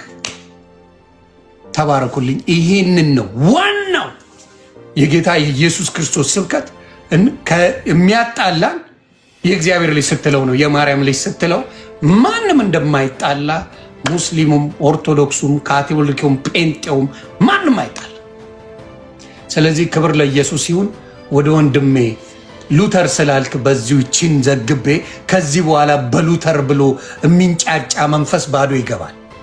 ጠይቀው ነው የምልህ። ኖ ሉተር ሳይሆን ይሄን ጃንደረባ ጠይቀው፣ የመጽሐፍ ቅዱሱን ጃንደረባ ጠይቀው ላይ አፉን ይዘጋል። ከዛ በኋላ ክብር ለኢየሱስ ይሁን። ወንድሜ ይቀጥል። ተባረክ ይሁን። የሚገርመው ያ ሰውዬ ሲጠመቅ ሚስጥረ ሜሮንም አልነበረም፣ ሜሮንም አልተቀባም፣ ሌሎች ነገሮችም አልነበሩም። 5 አዕማደ ሚስጥርም አልተጠየቀም። ማርያም አማላጅ መሆኗን ታምናለህ ወይም አልተባለም። የተጠመቀው ምንድን ነው ሲባል ኢየሱስ ክርስቶስን አመነ፣ ተጠመቀ። የሚድነው ምን አይነት ሰው ነው? ያመነ የተጠመቀ። ኦርቶዶክሳውያን ደግሞ እንኳን ኢየሱስን አባትና እናታቸውን ሳያውቁ ነው የሚጠመቁት። ስለዚህ ጌታ ኢየሱስን አታውቁም፣ ወደ ኢየሱስ ነው አምናችሁ ተጠመቁ የምንለው ለዛ ነው።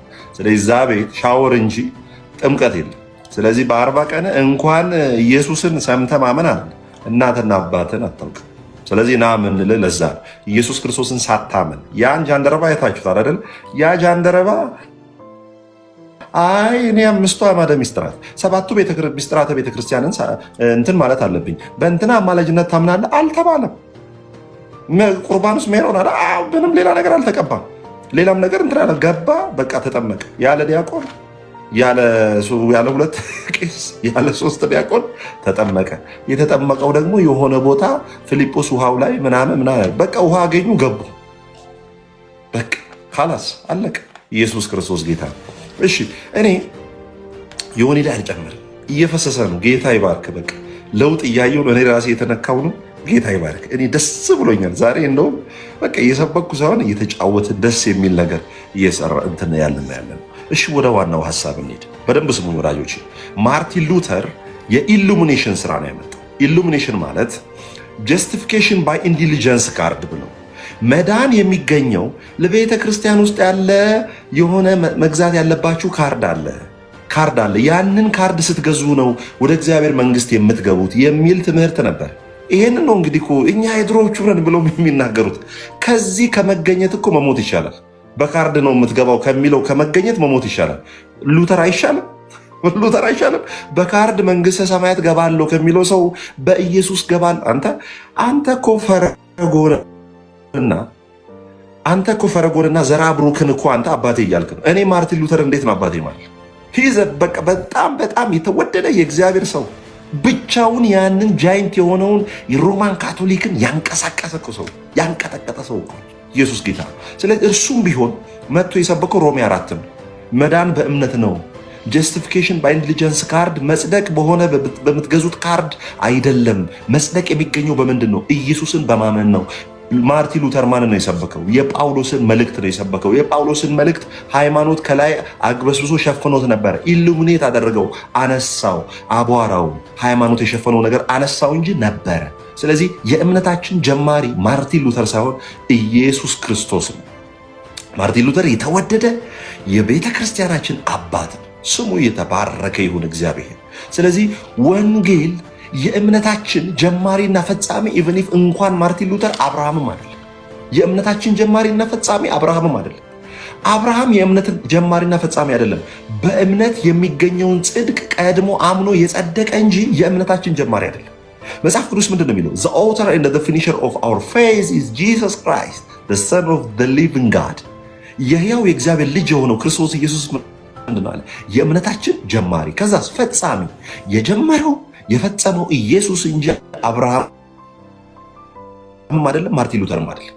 ብራዘር ኢየሱስ ጌታ ነው። ስለዚህ ወንጌል መጤ ነው ወይ? ወንጌል በስንዴ የመጣ ነው ወይ? ወንጌል በማርቲን ሉተር የመጣ ነው ወይ? ወንጌል በሆነ ሳንበዴ የመጣ ነው አይደለም። ወንጌል መቼ ነው የተጀመረው? አስቀድሞ በነቢያት አፍ አስቀድሞ በመጽሐፍት ምን አድርጓል? የተጻፈ። ከዛስ በኋላ ሐዋርያት ነቢያት ይመጣል፣ ይወለዳል፣ ይሰቀላል፣ ይሞታል ብለው ኮንቪክት አደረጉ። ከዛም ሐዋርያት ደግሞ እውነት ነው መጥተዋል፣ ዳሰነዋል፣ አይተነዋል። እርሱ ስለ ሕይወት ቃል ከመጀመሪያ የነበረውን እርሱን እንነግራችኋለን። በአሮጊቶች ተረት የተፈጠረውን በአሮጊቶች ይሄ በሚያባብል ተረት የተፈጠረውን ነገር አይደለም አለ ጴጥሮስ። ከገናናው ክብር ከአብ ሰምተን ነዋል። በአሮጊት ተረት አይደለም። አንተ ከሰው ተራ በሚያወጣ ትምህርት አይደለም። የሆነን ሰው ብብት ጸጉር ይዘህ ትድናለህ የሚል ከሰውነት ተራ የሚያወጣ ትምህርት ሰምተን አይደለም። የጌታ ስጋና ደም እንደ ፍርፋሪ በልተ እንደ ስጋና ደም ይቆጠራል የሚል ከሰው ተራ ውሻ የሚያደርግ ትምህርት ሰምተን አይደለም። የሆነ ጠላ የወጣበት እንስራ ልሰ እንደ ስጋና ደም ይቆጠራል ከሚል ከገማ ከከረፋ ትምህርት ተነስተን አይደለም ወንጌልን ያመንነው ኢየሱስ ክርስቶስ ያድናል ከሚለው ከሐዋርያት ትምህርት። የትኛው ሐዋርያ ነው? አንተ አባት አለኝ ትላለህ፣ ሐዋርያ አለኝ ትላለህ። የትኛው ሐዋርያ ነው ለስዕል የሰገደ? የትኛው ሐዋርያ ነው ወደ ሰው የጸለየው? የትኛው ሐዋርያ ነው ለሰው የዘመረው? አባት አለኝ ትላለህ። የለህም አባት ዘርዓ ያዕቆብ ነው። ዘው ድርሳንና ገድል ያመጣልህ። ምንም አባት የለህም። አባት ስለሌለ መጽሐፍ ቅዱሳዊ አባት ስለሌለ መጽሐፍ ቅዱሳዊ ሕይወት የለህም። ብራዘር በደንብ አድርጌ ነው የምነግርህ። የለም። ኢየሱስ ክርስቶስ ስሙ የተባረከ ይሁን። አሌሉያ። ስለዚህ ወንጌል ምንድን ነው? ወንጌል ምንድን ነው ሲባል ወንጌል ከጌታ ከኢየሱስ ክርስቶስ የተቀበልነው ነገር እንጂ በራሳችን ያመጣነው ከራሳችን የተቀበልነው ከሆነ ሰው የተቀበልነው አይደለም። ኢየሱስ ክርስቶስ ስሙ የተባረከ ይሁን። አሜን። ስለዚህ ኦርቶዶክስ ተዋህዶ ከቅባት ቅባት ደግሞ ከጸጋ መጀመሪያ ተስማሙና ወደኛ ወደ ሉተራና ወደ ፔንቴኮስቴ ወደኛ በኋላ ትመጣለህ። መጀመሪያ ጸጋ፣ ከዛ ደግሞ ምን ቅባት፣ ከዛ ተዋህዶ። ሶስታችሁ ተስማሙ። ሰሞኑን ደግሞ የጀመራችሁት ነገር አለ። አንደኛው ለማርያም አማላጅነት አይደለም ይላል። እናንተ ደግሞ አይ ይሄ መጣ ትምህርት ነው ብላችሁ እሱን ተስማምታችሁ ጨርሱና ወደኛ ትመጣላችሁ ማለት ነው። ኢየሱስ ክርስቶስ ስሙ የተባረከ ይሁን። አሜን። በደንብ ስሙ። አሁን ተናግረ ወንጌል ስበክ፣ እንዳትፈራ። ወንጌል ስበክ፣ ተናገር፣ በፍጹም እንዳትፈራ። በፍጹም ወንጌል ተናገር፣ ምንም እንዳትፈራ። ሞትም ቢሆን ይኑር ወንጌል ተናገር። ለምን? በወንጌል አላፍርም። ያድናል ብዬ ሰብኬ አድኖ አይቻለሁ። ይታደጋል ብዬ ሰብኬ ታድጎ አይቻለሁ። እግዚአብሔር ሰውን ታድጎ አይቻለሁ። ስለዚህ የምሰብከው ስብከት የሚያሳፍር አይደለም። ጴንጤ ሰብኮ ትድናለህ፣ ያኛው ሰብኮ ወደፊት ትድናለሁ ነው። ስለዚህ ወንጌል እዛ ቤት ትንበያ ነው፣ እኛ ቤት ዜና ነው። ደግሜ እነግርሃለሁ፣ እዛ ቤት ወንጌል ምንድን ነው? ትንበያ ነው። ትንበያ ማለት ምን ማለት ነው? ሜትሮሎጂ። ነገ 6 ሰዓት ዝናብ ይዘንባል ማለት ትንበያ ነው። ትላንት 5 ሰዓት ላይ ጠቅላይ ሚኒስተሩ ትምህርት ቤት አስመረቁ፣ ዜና ነው። ሄደሃል ዮኒ፣ ፖዝ ሆነሃል፣ ስልክ ተደውሎልን። ኦኬ፣ እሷን ብዬ ላጠነበዝ ያልኩት ምንድን ነው? ሜትሮሎጂ ነው። ትንበያና ድነሃል የሚባል ነገሮች ልዩነቱን እንዲያውቁ ሜትሮሎጂ ነው። ነገ እንግዲህ እንደዚህ ይዘንባል፣ ነገ እንደዚህ ይሆናል፣ ነገ ሊዘንብም ላይዘንብም ይችላል ተብሎ ኢትዮጵያ ይነግርሃል። ድነሃል ተብሎ ደግሞ አንተ ዜና አሁን ለምሳሌ እንትንን አስመረቁ፣ እንደዚህ ተፈጠረ፣ እንደዚህ ሆነ ብትለው ያ ሀፕን ያደረገ ነገር ነው፣ እውነት ነው። ያ ነው ልዩነቱ ለማለት ፈልጌ። ታፕታፕ እያደረጋችሁ ኮፒ ሊንክ እያደረጋችሁ ብርክ በሉልን። ደስ የሚል የእግዚአብሔር ቃልን በሚገርም ሁኔታ በመንፈስ ቅዱስ ተመርተን እግዚአብሔር እየገለጸ ነው።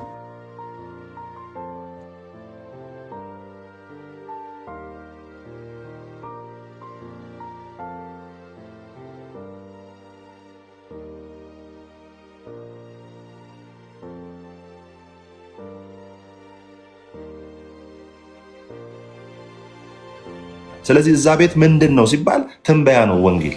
ወደፊት ጸድቃለሁ በከመ ምሕረትከ በከመ ቸርነትከ። እኛ ቤትስ አሁን ድነሃል፣ ጸድቀሃል። ጌታ ኢየሱስ በጎኑ የተሰቀለው ምንድን ነው? ዛሬ በገነት ከኔ ጋር ትኖራለህ። ዛሬ በገነት አለ። ኢየሱስ ክርስቶስ ጌታ ነው።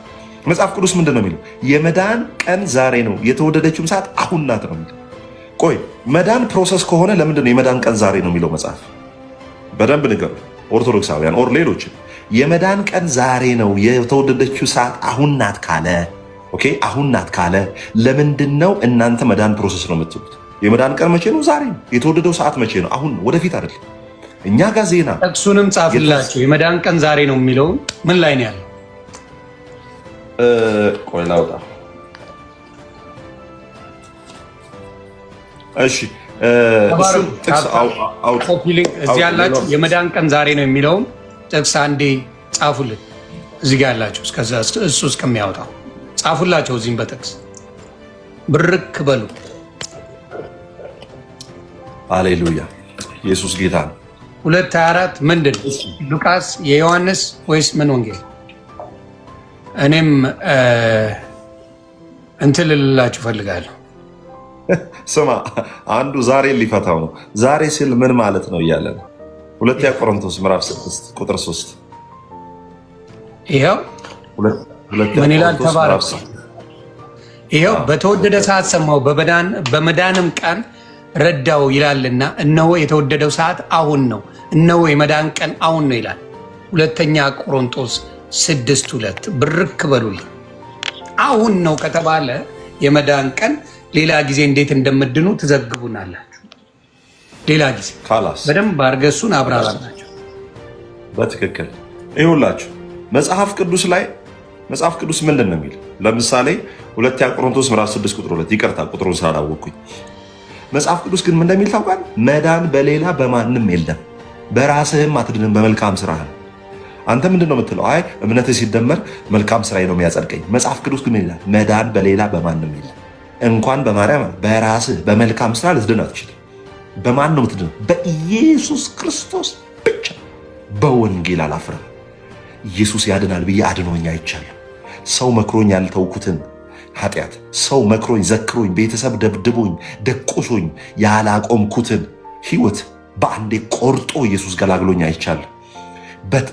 በቀቢጸ ተስፋ የምኖረውን ሰው የጌታ ኢየሱስ ክርስቶስ አሳርፎኝ ረፍት ሰጥቶኝ ሰላም ሰጥቶኝ ህይወቴ ውስጤ ተረጋግቶ የውስጤ እርጋታ ውጭውን ሁላ ያለሁበትን ስፍራ እንኳን ከቦ አይቻለሁ።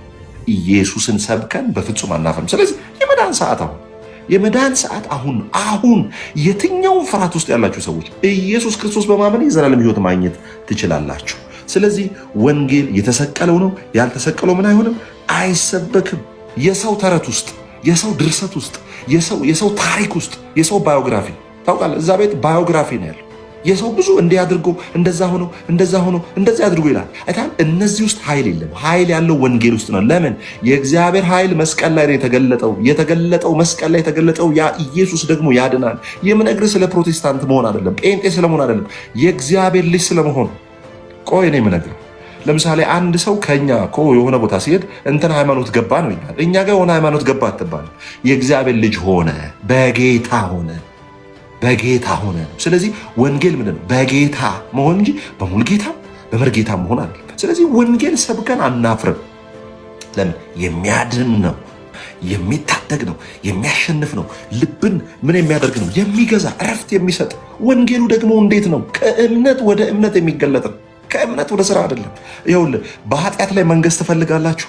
በኃጢአት ላይ አቅም እንዲኖራችሁ ትፈልጋላችሁ? ኃጢአትን ማሸነፍ ትፈልጋላችሁ? ኃጢአትን ማሸነፍ ከፈለግ መጽሐፍ ቅዱስ በሮሜ ምዕራፍ 5 ቁጥር 17 ላይ እንዲህ ይላል።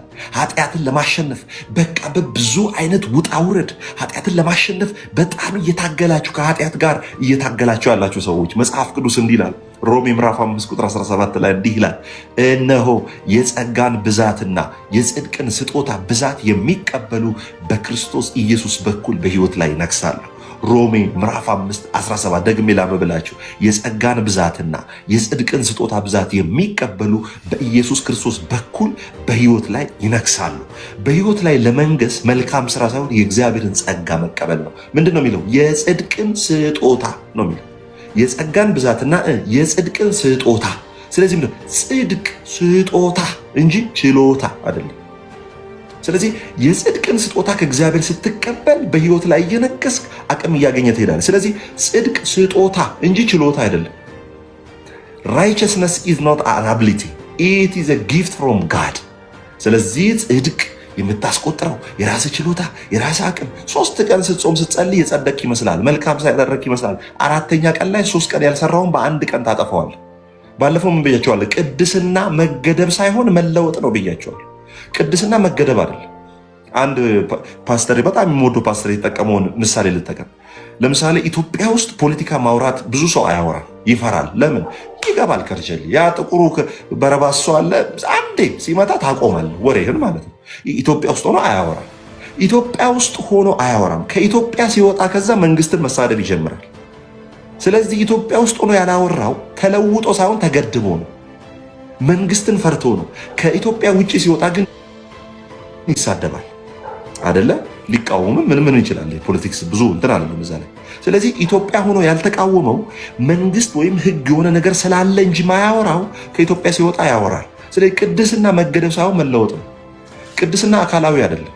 ገዳም ገብተህ እኮ የዓለምን ሐሳብ ቴካዊ አድርገህ ነው የምትገባው። በአካል ገዳም ነህ፣ በሐሳብ ዓለም ላይ ነህ። ስለዚህ ቅድስና ጽድቅ አካላዊ ሳይሆን ሐሳባዊ ነው። ከሐሳብ መንጭቶ ነው ስጋ ላይ የሚፈሰው። ለምንድን ነው እኛ መዝሙር ስንዘምር መታችሁ ዘፈን የምትሉት? ለምን? ውስጥ የሚጮኸው ዘፈን ስለሆነ ነው። ወይ ከጃምቦ ቤት ነው የገባኸው፣ ወይ አክሊሉ ግሮሰሪ ቁጭ ብለህ ነው እየጻፍክ ያለው። አንተነ ዘፈንን የምታውቀው፣ እኔ አላውቅም። ጭፈራ ትላለህ፣ ጭፈራን አንተነ የምታውቀው። ለምን? ሰው ያለውን ነው የሚሰጠው። ስለዚህ ያለህበትን ሁኔታ ነው። ስለዚህ ክርስትና ጽድቅ ማለት በችሎታ ሳይሆን በስጦታ ወደኛ የመጣ ነው። የጸጋን ብዛት የጽድቅን ስጦታ የሚቀበል በአንዱ በኢየሱስ ክርስቶስ በኩል በህይወት ይነግሳል። በህይወት ላይ የምትነግሰው በመልካም ስራ፣ በመጣር፣ በመጋር፣ በመውተርተር፣ በመኳተን አይደለም። ኢየሱስን በማመን ትኖራለህ። እምነት ደግሞ አብርሃም ጋር ይጀምር ብያቸዋለሁ። እምነት ከወዴት የሚመጣ ነው? ከእምነት ወደ እምነት ነው የሚመጣው። የእግዚአብሔር ጽድቅ የሚገለጠው ከእምነት ወደ ስራ አይደለም፣ ከእምነት ወደ እምነት ነው። ኢየሱስ ክርስቶስ ጌታ ነው። ስለዚህ በደንብ አድርገን ስናስብ እምነትን ስናስብ አብርሃምን አይደለም እናስብ። በእርግጥ የእምነት አባት ነው። እምነትን ግን ስናስብ እምነትን የምንሰራው እምነትን የምንመዘው የተስፋ ቃል ተሰጥቶት መሀል ላይ ደክሞ ከተስፋው ቃል ለመጉደል ወደ አጋር የገባውን አብርሃምን አይደለም እናነሳው። እምነትን ስናስብ የምናስበው እምነትን ስለ እምነትን ስንሰብክ አብርሃምን ኦፍኮርስ ኮት እናደርጋለን። እምነትን ግን ያለምንም መውጣት መውረድ ያለምንም መወላወል እምነትን በህይወታችን ላይ ተክሎ ራሱ እምነት ሆኖ ህይወታችንን ከፍ ያደረገልን ኢየሱስ ክርስቶስ ነው። በአንድም የኃጢአት ግብዣ አልወደቀም። ባይዘዌ የሰው የኃጢአት መፈተንና የክርስቶስ ኢየሱስ ይለያያል። ሰው ከራሱ አውጥቶ ነው የሚፈተነው። ከራሱ ፈልጎ ሄዶ እኮ ነው ክፋት የሚያደርገው። አሁን እኮ ከራሳችሁ አውጥታችሁ እኮ ነው የምትሰድቡ። ጸያፍ ስድብ፣ ለዛውም በመልካም ስራ ጸድቃለሁ ከሚል ሰው ማለት ነው። ባይዘዌ ከሰደብንም ራሱ እኛ ነበርን መስደብ ያለብን። እንደው በቃ እኛ ጸድቀናል፣ እሱ ከዚህ በኋላ እንደፈለግን ኃጢአት ብንሰራ አንልም። በመልካም ስራ ይጸድቃሉ የሚል ደግሞ ከሰደበን ስራው ያልቃል ማለት ነው። ኦኬ። ስለዚህ ጌታ ኢየሱስ ክርስቶስ ኃጢአት ማለት ነው ከውጭ እኮ ነው ወደሱ ለመግባት ሲፈልግ ኖ። ስለዚህ እምነትን ስንመለከት የእምነት አባት አብርሃም ሊሆን ይችላል። እምነት ግን ኢየሱስ ክርስቶስ ጌታ ነው። ስለዚህ ህግ ሰዎችን ወደ ክርስቶስ ኢየሱስ ያ ተባረክ። ቅድም ላጥ አድርጋ ያለፍካን ነገር አለች፣ እሷ ላይ ገለጻ አለ። አሁን ለምሳሌ ከእንትን ጋር የሚገናኘው ቅድም ያለው ነገር እኔ በእነሱ ቋንቋ በእኛ ቋንቋ አላወራም። ኢትዮጵያ ላይ ያለ ስለ ፖለቲካ አሁን ለምሳሌ ወይም አፍሪካ ሀገር ላይ ዲሞክራሲ የሌለበት ሀገር ላይ የሆነ ተቃውሞ ስታወራ በህግ ስትያዝ እና አይ ይሄ ነገር አልተመቸኝም ብለህ ስታወራ ምን ትሆናለህ? ስለሚገድብህ እስር ቤት ስለሚያስገባ ምን ስለሚልም ታደርጋለህ? ዝም ብለህ ትውጣትና መብት ያለበት ምን ያለበት ቦታ ላይ ስትሆን ምን ትሆናለህ? ያንን ሀሳብ ትገልጻለህ። መቃወምም ካለበት ትቃወማለህ፣ መደገፍም ካለበት ትደግፋለህ።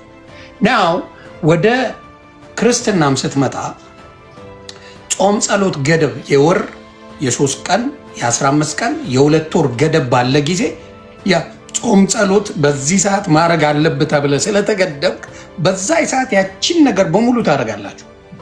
መስገድ ካለብህ ትሰግዳለህ፣ መጸለይ ካለብህ፣ መጾም ካለብህ ምን ማረካ ማዜም ካለብህ ያቺን 2 ወር እልል አድርገህ ያንን ነገር ታደርጋለህ። ነው ያቺ ነገር ምን ተደረገች? ተፈታች። ኦኬ ኮንግራቹሌሽን፣ ይሄን ነገር አድርጋ ሂድ ትባላለህ። የዛኔ the next day ኮንሰርትን ትገባለህ። ቅምቀማ ካለ ፉትጀድ ያለ የሚቃመው ይቃማል፣ የሚጨሰው ይጨሳል። የሚደረግ ዓለማዊ ነው። አንተ በደሞዝ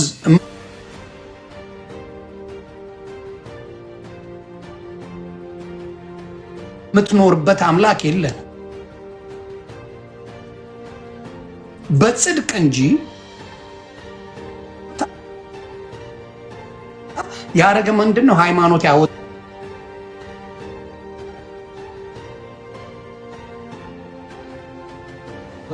ህግ ነው።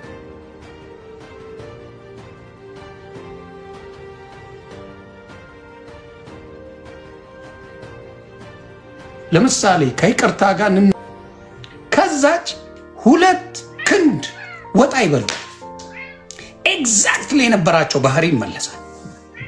የገደባቸው ያንን ነገር እንዳያደርጉ የሚያደርጋቸው ያቺ ቦታ ብቻና ብቻ ናት።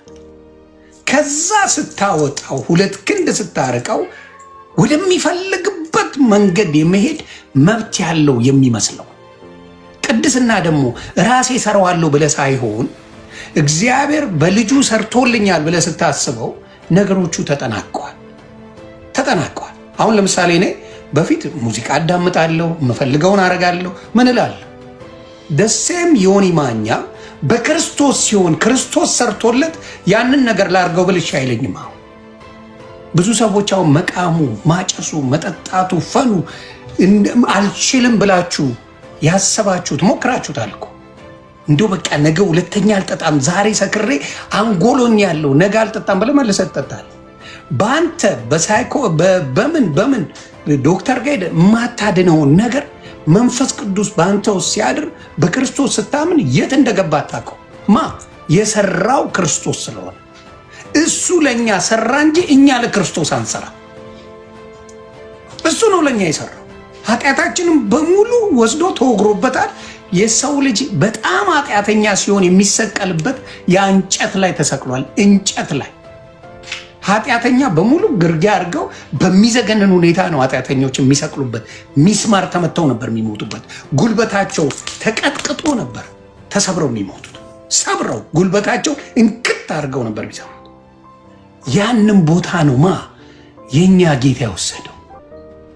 ያንን ሁሉ የመርገም ጨርቅነታችንን ወስዶ ምን አረገ? እኛም ፈወሰ።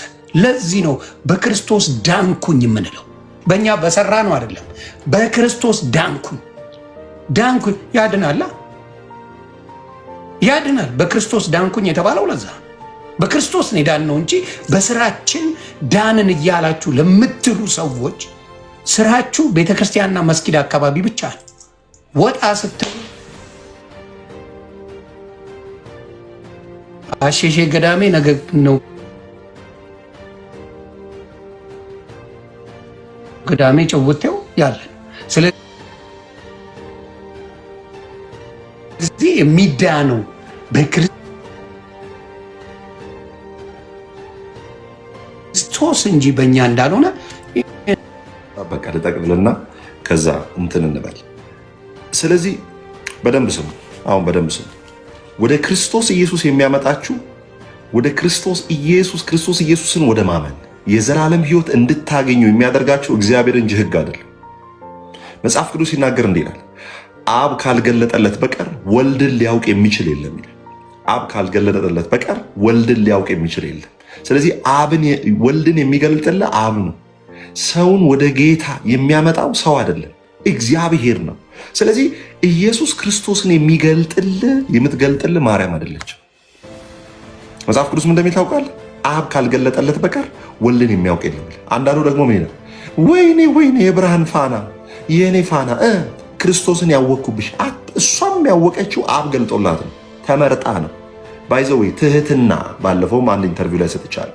ትህትና ማለት እየቻሉ አልችልም ማለት እንጂ ሳይችሉ አልችልም ማለት አይደለም። ለምሳሌ ማርያም ምንድን ነው ያለችው? እኔ ባሪያው ነኝ እና ባሪያ አይደለችም። ትህትና እኮ አይደለም፣ ግልጥ ነገር ነው። ባሪያ ናት። ኢየሱስ ምን አለ? በባሪያ መልክ መጣ፣ ባሪያ ግን አይደለም፣ ንጉሥ። ስለዚህ ፍቅርን ከክርስቶስ ትህትናን ከማርያም የሚለው መዝሙር ትመታውና ትህትናንም ፍቅርንም ከክርስቶስ ነው የምትማረው። እየቻሉ ዝም ማለትና ሳይችሉ ዝም ማለት ይለያል። እኔ አሁን ዮኒን መደብደብ እየቻልኩ በጉልበቴ እየበለጥኩት ማለት ነው አይ ብዬ ከተውኩት ትህትና ይባላል። ሳልችል ብታገሰው ትህትና አይባልም፣ ቀን መጠበቅ ነው። ስለዚህ ወልድን ኢየሱስ ክርስቶስን የሚገልጥልን አብ እንጂ ፍጡራን አይደለም። ጳውሎስ ራሱ አይገልጥልን። ጳውሎስ ስለ ኢየሱስ ይነግራል። ጳውሎስ የነገረህን ደግሞ መንፈስ ቅዱስ አብርሆት ይሰጠዋል። ሪቨሌሽን ብርሃን ይሰጠዋል። ከዛስ እንድትቀበለው ያደርጋል። ስለዚህ ክርስትና በእውነት ቃል ስብከት የተቀበልነው እንጂ በስንዴ የተቀበልነው አይደለም። ክርስትና በስንዴ ሳይሆን በእውነት ቃል ስብከት ወደኛ ይመጣል። በስንዴ ቢባል ብራዘር ቁጥር አንድ ተሰላፊ አንተ ነበር አይደለም። በስንዴ በ1000 ዓመት ይገባል ቢባል አንተ ቁጥር አንድ አንተ ነበር የምትቀበለው። በእውነት ቃል ስብከት ክርስትና ወደኛ መጥቷል። ኢየሱስ ክርስቶስ ጌታ ነው። ስለዚህ በደንብ አድርጌ ልነግራችሁ የምፈልገው ነገር አንድ ነገር አለ። ዕብራውያን 11 ላይ ስትሄዱ የእምነት አባቶች የተስፋውን ቃል ሳይወርሱ ተሳልመው አለፉ ይላል። ምን ይላል? የተስፋውን ቃል አምነው ሳይወርሱ ግን ምን አደረጉ ይላል? አንቀላፉ ወይም ተሳልመው አለፉ ይላል። 12 ላይ ይመጣል። 11 ላይ በደንብ ስለነሱ ይናገርና ምን ይላል? 12 ላይ ግን ምን ይላል? ዋናው የእምነታችን ጀማሪና ፈጻሚ ነው። እርሱ ማን ነው? ክርስቶስ ኢየሱስ ነው። እነርሱ ሳይወርሱ ነው ያለፉት። ለምን? በመልካም ስራ ቢሆን አብርሃም ይጸድቅ ነበር። ኢቭን ኢፍ አልጸደቀም። የሚገርም ለምን? ኢየሱስ ደም ማፍሰስ አለበት። የፈለገ መልካም ቢሆን ዳዊት፣ የፈለገ ሰለሞን መልካም ሰው ቢሆን፣ የፈለገ አብርሃም መልካም ሰው ቢሆን በመልካም ስራው አይጸድቅም። የሚጸድቀው ክርስቶስ ኢየሱስ ደሙ ሲያፈስለት። ስለዚህ የተስፋውን ቃል ተሳልመው አለፉ እንጂ አግኝተው አላለፉ። ኢየሱስ ሞቶ ሲነሳ ነው እና አብርሃምም የተስፋውን ቃል የጨበጡት የያዙት የተቀበሉት በማን? በክርስቶስ ኢየሱስ ደም ማፍሰስ ነው። ስለዚህ መዳን የተፈጸመው በክርስቶስ ኢየሱስ ደም ማፍሰስ እንጂ በተለያዩ ሰዎች የመልካም የህይወት ስርዓት አይደለም። ኢየሱስ ክርስቶስ ጌታ ነው። ስለዚህ የደህንነታችን ጽድቃችን ኮንትራት አይደለም። ጽድቃችን ምንድን ነው? ዘላለማዊ ነው። ለዛ ነው መጽሐፍ ቅዱስ ዮሐንስ 6:37 ላይ ወደ እኔ አብ የሰጠኝን ፈጽሞ ወደ ውጭ አላወጣው፣ ተቀብሎናል። ወደ ውጭ እኛን የማያወጣበት ህይወት ነው። ኢየሱስ ክርስቶስ ጌታ ነው። ወዳጆቼ እግዚአብሔር እኛን ለመውደድ የሚያስገድደው ምንም አይነት ኃይል የለም። እኛን ለመውደድ የሚያስገድደው ምንም አይነት ኃይል የለም። ማለት አይ ዮኒዬን ለዚህ ነው የምወደው፣ ቅዱስን ለዚህ ነው የምወደው ብሎ አይደለም እግዚአብሔር የሚወደን። እግዚአብሔር እኛን እንዲወድ የሚያስገድደው ኃይል የለም። የእግዚአብሔር ፍቅር መሰረቱ የእግዚአብሔር ፍቅር ነው ራሱ። ኦኬ፣ የእግዚአብሔር ፍቅር መሰረቱ ምንድነው? የእግዚአብሔር ፍቅር የእግዚአብሔር ፍቅር ኢየሱስ ክርስቶስ ጌታ ነው። የእግዚአብሔር ፍቅር ስለተገለጠልን አንሳደብም፣ አንራገብም። የእግዚአብሔር ፍቅር በህይወታችን ላይ ስለተገለጠ በፍጹም ለሰዎች ክፉን በክፉ አንመልስም። አይታ ለዛ ነው እኛ ውስጥ የተገለጠው ህይወት እግዚአብሔር እኛን ወዶ አፍቅሮ የተገለጠበት ህይወት እንጂ እኛ ለእግዚአብሔር ባስቆጠርነው ህይወት አይደለም። ስለዚህ የሆነ ገዳም በእግር እየሄድክ እሾህ ሲወጋ ለእግዚአብሔር ዋጋ ከፈልኩ አትበል። እግዚአብሔር አንተን እንዲወድ እግዚአብሔር አንተን እንዲያፈቅር ያስገደደው የራሱ ፍቅር እንጂ ያንተ መልካም ነገር አይደለም። ሰው የሚወድ ለእርሱ የሚመች ባህሪ ሲኖር ዮኒ ሊወደኝ የሚችለው ለእርሱ የሚመች ባህሪ ሲኖር፣ እኛ እንኳን በጌታ ስለሆነን ያለ ግራውንድ እንዋደዳለን። ሌላ ሰው ዓለም ላይ ያለ ሰው ባይዘው እኔ ኮሜንት አላይም። እሺ ብዙ የምትደክሙ ሰዎች አላይም። ወይኔ ቅዱስ በጣም በጣም በጣም ኮሜንት ማላይ ሰው እና አይድከማችሁ፣ እጃችሁ እንደዚህ ሰንበር በሰንበር እንዳይሆን እና ሰው የሚወድ ማለት ነው ለሰው የሚመች ባህሪ ሲኖር፣ ለሰው የሚመች ባህሪ ሲኖር ሰው ይወዳል። እግዚአብሔር የትኛው የሚመች ባህሪ ኖሮ ነው የወደደ? ኧረ እንትና እኮ ይመቸኛል። ኢቭን ኢፍ ሰው እኮ ክፋቱ ወንጌል አማኝ ሆነ ራሱ አንዱን ከአንዱ ለይቶ ነው የሚወደው ሰው ራሱ። አይ እንትና ፓስተር እንትና ይሻለኛል፣ ኧረ ነቢይ ጥላ እንትና ይሻለኛል፣ አይ በቃ ፓስተር እንትና ዴቭ ይሻለኛል፣ አይ ፓስተር እንትና ይሻለኛል። አይታ ለይቶ ነው ሰው እንኳን የሚወደው የሚመች ነገር ሲኖር። እግዚአብሔርስ ገና ኃጢአተኞች ሳለን የወደደን እግዚአብሔር የወደደኝ ጤዛ ልሼ ድንጋይ ተንተርሼ አመድ ነስንሼ ማቅለብሼ ሽምቡራ አንድ እፍኝ ሽምቡራ ለ40 በልቼ 1 ኪሎ ውሃ ለ10 ጠጥቼ ቁልቁለት ወርጄ ተራራ ወጥቼ ዘቢብ ዕጣን ዣንጥላ አስገብቼ አይደለም የወደደኝ።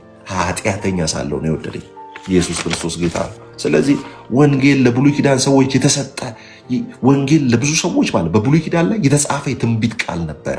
አዲስ ኪዳን ላይ ወንጌል ምንድን ነው ሲባል የእምነት ቃል። ለእነርሱ የተጻፈ የትንቢት ቃል፣ ለእኛስ የእምነት ቃል ነው። ኢየሱስ ክርስቶስ ጌታ ነው። እስቲ ስለ ሃይማኖትና ስለ ፈሪሳዊነት ትንሽ ልበልና ዮኒን ላስገባ። ስለ ሃይማኖትና ስለ ፈሪሳዊነት ሃይማኖት ታፕታፕ እያደረገ 300 ሺህ ያስገቡት። ሃይማኖት የጌታን ስም ይጠራል፣ ነገር ግን ህይወት የለው። ሃይማኖት የአምልኮ መልክ አለው። በጣም ጥሩ ጥሩ ቀሚሶችን ይለብሳል። በጣም ጥሩ ነጫጭ የሆኑ ቀስ ብሎ ይራመዳል። የዛችው ቀን ነው አመለ ማታ ሌላ ሰው ቅድም ይሆን እንዳል የዛች ቀን ቀስ ብሎ ነው የሚራመደው። ቀስ ብሎ ነው የሚያሸበሽበው። የኢየሱስን ስም ይጠቀማል፣ የጌታን ስም ይጠቀማል። ነገር ግን በፍጹም ውስጡ ህይወት የለም። ጭምብል ለብሶ የተቀመጠ ጣዖት ነው ሃይማኖት። ጭምብል ለብሶ የተቀመጠ ምንድን ነው? ጣዖት ነው። ምን ሃይማኖት? በስራ ጸድቃለሁ ይላል። ልክ መዳን በኢየሱስ ነው ስትል ደደም ይላል መጥቶ። ምንም ጭምብሉ የተገለጠ ነው። ሃይማኖተኛ ጭምብል ለብሶ የተቀመጠ ጣዖት ነው። በደንብ ሃይማኖት ኢየሱስ አያስፈልግም አይልም። ባይዘው ሃይማኖት ምን አይልም? ኢየሱስ አያስፈልግም አይልም።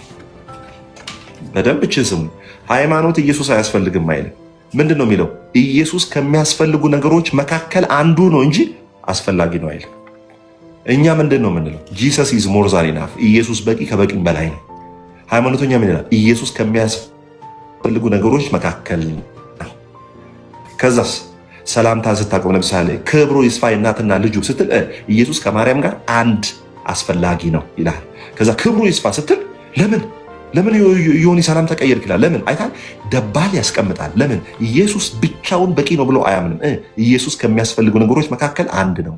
ከማን? ከማርያም ጋር፣ ከጳውሎስ ጋር፣ ከአርሴማ ጋር፣ ከነሱ መካከል አንድ እንጂ በቂና ዋና ብሎ አያስተምርም ሃይማኖት።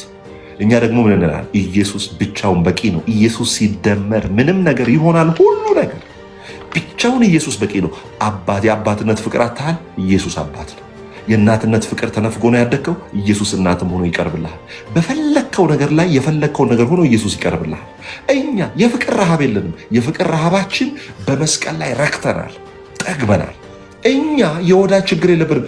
ኢየሱስ ወዳጃችን ነው። በኢየሱስ በክርስቶስ ተወደናል፣ ተፈቅረናል፣ ደስ ብሎናል። ልባችን በእርሱ አርፏል። ሃይማኖት ፈሪሳዊነት ነው። ፈሪሳዊነት ምን ማለት ነው? ፈሪሳዊነት በደንብ ስሙ። ይችን 5 ደቂቃ ብቻ ተናግሬ ነው የሚጨርሰው። ፈሪሳዊነት ምን ማለት ነው? ከእኔ ውጪ ሌላ ሃይማኖት አያስፈልግም ብሎ የሚያምን፣ ከእኔ ውጪ ሌላው መጤ ነው ብሎ የሚያምን፣ ከእኔ ውጪ እኔ ነኝ አንደኛ። ታውቃላችሁ ኤፌሶን ምዕራፍ 4 ቁጥር 4 ላይ ዋን ፌዝ ዋን ሎርድ ዋን ባፕቲዝም ነው የሚል። አንድ እምነት፣ አንድ ጥምቀት፣ አንድ ጌታ። የእኛ ሀገሮቹ ደግሞ ምንም የማይፈሩና የማያፍሩ ምን ብለው ቀየሩ? አንድ ሃይማኖት፣ አንድ ጌታ፣ አንድ ጥምቀት ብለው ቀየሩ። እኔ የምፈራው 2 ጌታ እንዳይሉ ነበረ፣ እሷንም ጨምሮ ማለት ነው። ምን ብለው ቀየሩ? አንድ ጌታ፣ አንድ ሃይማኖት፣ አንድ ጥምቀት። አይታል? እምነትን ሃይማኖት ብሎ ቀየረ። ፈሪሳዊ ምንድን ነው? እኔ ነኝ ዋናው፣ ከኔ ውጪ ማንም አያስፈልግም ይላል መጽሐፍ። ምን ይላል? አንድ እምነት፣ አንድ ጥምቀት፣ አንድ ምን ጌታ። እምነቱ ምንድን ነው? ክርስቶስ ኢየሱስን በማመን የምንድንበት ክርስትና፣ ሌላ ነገር የለም። አሁንም ደግሞ በጣም ወሳኝ ነገር ስሙ። ወሳኝ ነገር ሃይማኖት ትግሉ መዳን ሳይሆን ፈትኖ መጣል ነው። ምን አልኩኝ? ሃይማኖት ትግሉ መዳን ወይም ለመዳን ሳይሆን አንተን ፈትኖ መጣል ነው። በደምብ ስሙ። አሁን ወንጌል ስናወራ ይሰማል እኮ ቁጭ ብለው። ለመዳን የሚሰማው ለመዳን ይሰማል። ፈሪሳዊው ግን እኛን የሚሰማን ዮኒን የሚሰማን ልክ ከዮኒ አንደበት ስህተት አግኝቶ እሱን ስክሪን አድርጎ ለመጣል አይደል? ፈሪሳዊ ባህሪው ለመዳን አይደለም የሚሰማው፣ ለመጣል ነው የሚሰማው። ዮሐንስ ወንጌል ምዕራፍ 8 ላይ ተመልከቱ። ያችን አመንዝራ ወደፊቱ አመጡ። አመንዝራይቱን ሲያመጡ በሙሴ ሕግ ሊጥሉት መጡ። ዝቅ አለና መሬት ላይ ጻፈ። ኧረ እኔ በእጄ ጽፌ በሰጠሁት ሕግማ እኔን አጥሉኝም፣ እኔ ላይማ ማኑ አታስነኩኝም ብሎ መሬት ላይ ጻፈና ከእናንተ መካከል ኃጢአት የሌለበት አስቀድሞ ይውገራታል። ሁሉም ተበተኑ። ሐሳባቸው ምን ነበረ? የሙሴን ሕግ ጠቅሶ መጣል ነው። አሁንም እነኚህ ሃይማኖተኞች የሚሰሟችሁ እናንተን ለመጣል እንጂ ለመዳን አይደለም። ለዛ ነው መጽሐፍ ቅዱስ የሚናገረው ምንድን ነው የሚለው? ለሚወዱን የህይወት ሽታ፣ ለሚጠሉን የሞት ሽታ። እነግርሃለሁ በኢየሱስ ክርስቶስ ብቸኛ አዳኝነት እስካላመንክ ድረስ የቱንም መልካም ሰው ብትሆን፣ የቱንም ገዳም ብትዞር፣ የቱንም ምድር ላይ አለ የተባለ መልካም ስራ ብትሰራ በክርስቶስ ኢየሱስ ካላመንክ የዘላለም ህይወት የለህም።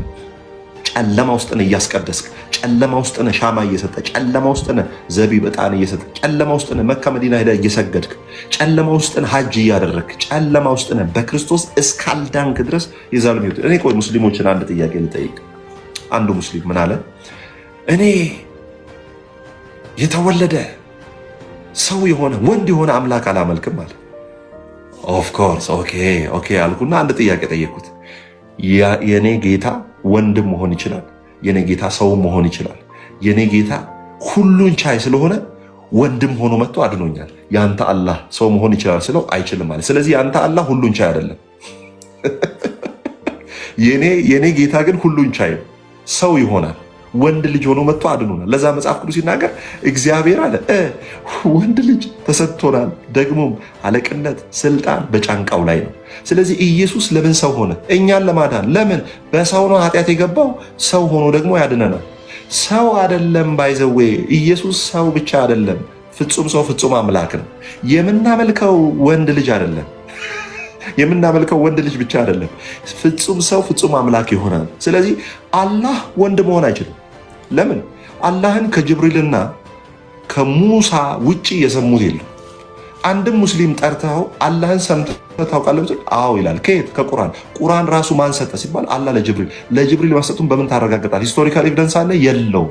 ክርስቶስን ከየት ተቀበልክ ብትለኝ እኔ መጽሐፍ ቅዱስ አንብቤ። መጽሐፍ ቅዱስን ማን ሰጠ ስትል እስራኤል ላይ ሄደህ ብትመለከት ኢየሱስ ሞቶ መነሳቱን፣ ኢየሱስ ክርስቶስ የተሰቀለበትን እያንዳንዱ ሂስቶሪካል ኤቪደንስ አለ። ለአንተ ቁርአን ከሰማይ ተወረደ የምትለውን ሲጀመር እኮ ነው የወረደ። እንደዚህ እንዳትጠይቃቸው ማለት ነው። ወረደ ነው የሚለው ከሆነ ቦታ እንዲወረደ ነው የሚለው። ልክ ይሄ መሳቢያ ላይ የሆነ ዕቃ ነበረ እንደወደቀ ማለት ነው። ክርስትና የወረደ አይደለም። የወረደ የሆነ ሰው መጽሐፍ ወርዶልን አለ። ክርስትና ኢየሱስ ወርዶልን፣ ክርስቶስ ራሱ አካል ለብሶ ወርዶልን።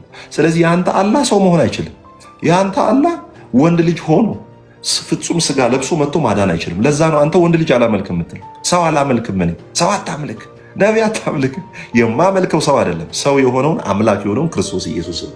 ስለዚህ ወንጌል የእግዚአብሔር ችሎታ የእግዚአብሔር አቅም የተገለጠበት ነው። እሺ 3 ደቂቃ ይቀረኛል ይሄን ለማጠቃለል። በ3 ደቂቃ ውስጥ ሊጨርስ። በደንብ ስሙ። እውነት ስለሌላቸው የሃይማኖት ቤት እውነት ስለሌላቸው ውሸትን በማድመቅ ነው የሚያምኑት። በደንብ ስሙ። እውነት ስለሌላቸው ውሸትን በማድመቅ ነው የሚያምኑት። በፍጹም እውነት የላቸውም። እውነት ስለሌላቸው ውሸትን በመቀባባት ውሸትን በጣም በመኳል ውሸትን በጣም በማሰማመር ምን የሚያደርጉት ለመቆየት የሚፈልጉት። አውቄ ነው ያረዘምኩት፣ የሆነ የሚሰማው ስለፈለኩ ይሄ ነው። በደምብ ስሙ። ሃይማኖት እውነት ስለሌለው ውሸትን በማድመቅ ውሸትን ከፍ በማድረግ ምን ያደርጋል? ይናገራል። ኦኬ፣ ይናገራል። ኢየሱስ ክርስቶስ ጌታ ነው አይታል፣ ይናገራል። ምን? ውሸትን አድምቆ ነው የሚናገረው። ለምን? እውነት ስለሌለው። አንድ ሰካራም ከወንጌል አማኝ ነበርኩ የሚል ያልነበረ ሰውዬ ወደ እነርሱ ሲሄድ ተራ የነበረ ሰው እኮ ምን ብሎ ያስዋሻል መሰል? ትልቅ ካቴድራል ላይ የራሱን ቸርች ዘግቶ ለ20 ዓመት ፓስተር የሆነ ይላል። አይታል። ለምን? እውነት ስለሌለው ውሸትን በማድመቅ መቆየት ነው የሚፈልገው። እኛ ቤት ውስጥ እምብዛም የማይታወቁ አገልግሎት የሌላቸው 5 ሶላር እንኳን ብትጠይቃቸው የማይመልሱ ሰዎችን አንዱ ሰውዬ ኃጢአት ለመስራት እንዲመቸው እዛ ሐላል ስለሆነ አሪፍ ስለሆነ እዛ ጋር ሲገባ ምን ይላል መሰለህ? ይሄ እንዲሆኑ ቸርች ዘግቶ ለ20 ዓመት በፓስተር እንዳይታ እውነት ስለሌለው አንድን ሰው በመውሰድ ያችን ውሸት ለማድመቅ ይፈልጋል። በደንብ ስሙ። ለምንድን ነው የሚያደምቀው ሲባል ሰይጣን፣ በደንብ ስሙ። ሰይጣን በየቀኑ እየዳኑ ያሉ ብዙ ነፍሳትን ሳይሆን የሚነግርህ ወደ እርሱ ጉያ እየገቡ ያሉትን ጥቂት ሰዎች ነው ዜና ነው የሚያራግበው። በየቀኑ እኮ አንተ እኛ አሁን ለምሳሌ እኔ እኮ ይገርመኛል። አሁን እዚህ ቤት እኮ ስማቸውንም አልጠራ፣ ምክንያት አይመጡንም ለአንደበቴ። እዚህ የምናውቃቸው ሰዎች ናቸው። ግብረ ገብ ጥርሱን እንኳን የማይፍቅ ሰው ነው መጥቶ ወንጌል አማኝ ብሎ የሚናገር። አሁን እነዚህን ያመጡና እነኚህ ጴንጤ የነበሩ ቸርች የነበራቸው መሃል ቦሌ መድኃኔዓለም ላይ አቁመ አየው። ስሙ ራሱ እኔ ምንም አይመጠነኝም። እንደዚህ አይነት ሰው ያቆምና ምን ይላል መሰለ ሃይማኖት ይኸው እንደዚህ ቸርቹን ዘግቶ እንደዚህ ሆኖ ይመጣል ይላል። አይታል ግንስ በየቀኑ አዲስ አበባ ብቻ 3000 ሰው ጴንጤ ይሆናል። ከኦርቶዶክስ ወደ ወንጌል አማኝነት ይመጣል። በስታቲስቲክስ ማለት ነው። በየቀኑ ማለት ነው። ያችን አያወራም። ግንስ አንድ ሁለት በወንጌል አማኝ ነበር ያለ ያላመነውን እያመጣ ምንድን ነው ይላል መሰለ ይሄ ቸርች ዘግቶ ይመጣል ይላል። ሃይማኖት መልኩን አይታል። እውነት ስለሌለው ውሸትን በማድመቅ ውሸትን በማስጮህ ማለት ነው። ኦኬ ውሸትን በማስጮህ ነው የሚያምነው። አምጥተ ትዝታው ይኸው ዳነ ብትለው፣ ኤርሚ ዳነ ብትለው፣ ዘርፌ ዳነሽ ብትለው፣ ጥበብ ወርቅዬ መጣ ብትለው፣ እንትና መጣ ብትለው አይሰማህም። ይሄ ሁሉ እልፍ ህዝብ በየቀኑ እኮ ነው ሰው ሚድን ነው። አሁን ሰሞኑን እንኳን በቅርብ ወንድማችን ሳሚ እኛን የሚሳደብ ልጅ ነበር መጥቶ እኛ ቸርች ነው ጌታን የተቀበለው ጥሌ ጋር እጁን አንስቶ ጌታ ስለሱ አያወራም። ሃይማኖት ስለሱ አያወራም። ስለሚጠፋው ሰው ወደዛ ሲሄድ ምንድነው ጠፋ እኮ ነው አይደል? ስለዚህ ስለሚጠፋው የሚያወራው እንጂ ስለሚድነው አያወራም። ሃይማኖት መቼም ቢሆን በፍጹም አያወራም። ይኸውልህ አንድ ደቂቃ ይቀረኛል። በአንድ ደቂቃ ውስጥ ላጠቃልና ዮኒ አንድ ነገር ይናገር። ይኸውልህ በደምብ ስም ፈሪሳዊነት ወይም ሃይማኖት ምን ማለት እንደሆነ ህይወት ከሌለው ነገር ተነስቶ በደምብ ስማኝ። ህይወት ከሌለው ነገር ተነስቶ የሚንቀሳቀስ የድርጊት ሃይማኖት ነው። ፎከስ የሚያደርገው ድርጊት ላይ ነው። አለባበስ ላይ፣ አሸባሸብ፣ ሽብሸባ፣ አረማመድ፣ የሆነ ሰልፍ እንደ ኮሚኒስት ፓርቲ እንደ ቻይና ወታደር መስቀል አደባባይ ላይ ወጣ። አየው ሞገሱን፣ አየው ውበቱን፣ ነጩን ምናምን ይላል። አይታል ከሞተ ነገር ተነስቶ ነው ራሱን ሊያቆም ይፈልገው። ምንድነው? በሽብሸባ ሰልፍ አብሮ በመግባት ወታደርም አለ አባት ይሰለፋል። ወታደርን ምርጥ ነጠላ ብታለፉ ተሰብስቦ በደንብ በሰልፍ ሊያሸበሽብል ይችላል። ህይወት ከውጪ አይጀመርም። ጌታ ኢየሱስ ምንድን ነው ያለው? የወጭቱን የውስጡን እንጂ የውጭውን ሳይሆን የውስጡን አጥሮት ነው ያለው። ህይወት ከውስጥ የሚጀምር ነው። የሚኖር ህይወት ነው ክርስትና። የምናሳየው ቲያትር ቤት አይደለም። ክርስትና ቲያትር ቤት አይደለም። እችን ተናግሬ ሊጨርስ። ባለፈው በጣም ታዋቂ የሆነ ሰው አለ እና በጣም ታዋቂ ሰው ነው። ባለፈው አልኩኝ የዛሬ 6-7 ዓመት እና እኔ ሲኒማ አምፒር ፊልም አይቼ እየመጣው ነው እና ፊልሙ ምንድነው? በጣም ባለሀብት የሆነ ሰውዬ ሆኖ ነው የተወነው። ስሙን ሜንሽን አላረግም። በጣም ሀብታም ሆኖ ነው የተወነው። ሲኒማ አምፒር አይቼ መጥቼ ሰሚት አካባቢ ነው የተባበሩት ጋር ታክሲ ውስጥ ልገባ ስል ያ ሀብታም ሆኖ የተወነው ሰው ማለት ነው ዮኒ ይጋፋኛል አብሮ ማለት ነው ለመግባት። ከዛ በጣም ነው የደነገጥኩት። ዞር ብዬ ሳየው ቅድም ፊልሙ ላይ ሲኒማ አምፒር እና ፊልሙ ላይ ሲኒማ አምፒር ሳይ በጣም ሀብታም ሆኖ የሰራው ሰውዬ አብሮኝ ታክሲ ውስጥ ሲጋፋ አየሁት። ከዛ ምን ትዝ እንዳለኝ ታውቃለህ? ሃይማኖት ተዋይ ነው የሚተውን። መጽሐፍ ቅዱስ ግብዝ የሚለውን በግሪኮ ባይዘው ተዋናይ ነው የሚል ሀብታም ሆኖ ይተውን። ከዛ ደሃ ነው አይታል ይተውናል። ጥምቀት ዕለት ቀስ አድርጎ ይተውናል። ማታ ጠብቀው ሌላ ቦታ ነው። ስለዚህ አሁን ይሄንን ስድብ ነው አይደለም፣ የምትኖረውን ህይወት ነው የምነግርህ። የምትኖረውን ህይወት እኛ ቤትም ካላችሁ የጌታ ኢየሱስ ስም እንዲነቀፍ ምክንያት እየሆናችሁ ያላችሁም ሰዎች ካላችሁ ክርስትና የምናስመስልበት ቲያትር ቤት ሳይሆን የምንሰራበት ጋራጅ ናት ቤተክርስቲያን። ደግሜ ይህን ተናግሬ ልጨርስ። ክርስትና የምናስመስልበት የምንተውንበት ቤተክርስቲያን የምንተውንበት ቤት አይደለች። ከደከምንም ኃጢአት ውስጥንም ካለን የምንሰራባት ጋራጅ ናት። እኔ አንድ ጸሎት ሁሌ ጸልያለሁ። ጌታ ሆይ ስምህ በእኔ እንዳይሰደብ ጠብቀኝ። እኔ ስለ ስምህ ብሰደብ ብርቄ ነው፣ ድንቅ ነው ለእኔ። በእኔ ምክንያት ግን ስምህ እንዳይሰደብ፣ ብዙዎች ሰዎች ወደ ክርስትና እንዳይመጡ፣ ወደ ክርስቶስ ቤት እንዳይመጡ፣ ዘማሪዎች፣ ሙዚቀኞች፣ ሰባኪዎች፣ ብዙዎቻችሁ ሁላችንም ጭምር የክርስቶስ ኢየሱስ ስም መሰደቢያ አድርገን ሰዎች ወደ ጌታ እንዳይመጡ ምክንያት እንዳንሆን እግዚአብሔር ይርዳል። ስለዚህ ስጨርስ እንደዚህ እላለሁ፣ በወንጌል አላፍርም። ለምን? ወንጌል ሰብኬው ያድናል ብዬ አድኖ አይቻልም። እኔን አድኖ አይቻልም። በመልካም ስራ መቼም አትጸድቅም ወዳጄ። ይህ ማጠቃላይ ከዚህ በኋላ ምንም አልናገርም። በመልካም ስራ አትጸድቅም።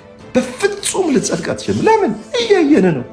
በሀሳብህ ኃጢአት ማድረግ የለብን። ባይዘ በመልካም ስራ ይጸድቃለሁ የሚል ሰው እግዚአብሔር ያለው አይነት ጽድቅ ነው ሊኖረው የሚገባ። እግዚአብሔር ያለው መልካም ማንነት ነው ሊኖረው የሚገባ። ኦኬ። ስለዚህ አንተ እንኳን ለእግዚአብሔር ለሰው የሚመች ነገር የለም። ሁላችሁም እስቲ ወንጌል አማኞች አንድ ደቂቃ ልስጣችሁ። ኮሜንቱን አጥለቅልቁት። በወንጌል አላፍርም እያላችሁ ጻፉ። በወንጌል አላፍርም። በጌታ በኢየሱስ ስም እጸልይላችኋለሁ። በጌታ በኢየሱስ ክርስቶስ ስምና ስልጣን እጸልይላችኋል።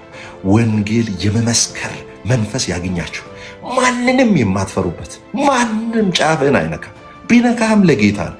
ወንጌል ተናገር፣ እንዳትፈራ። ፊቱን ቢከሰክስብህ፣ አብዮታዊ ግንባር ቢያደርግብህ ማንንም እንዳትፈራ። እንገላለን ኢትዮጵያ ስትገባ ያለ ሰውዬ ኮሜንት ላይ ነው። ማንም መጥቶ አይነካህም። ቢነካስ ለእግዚአብሔር ክብር ነው።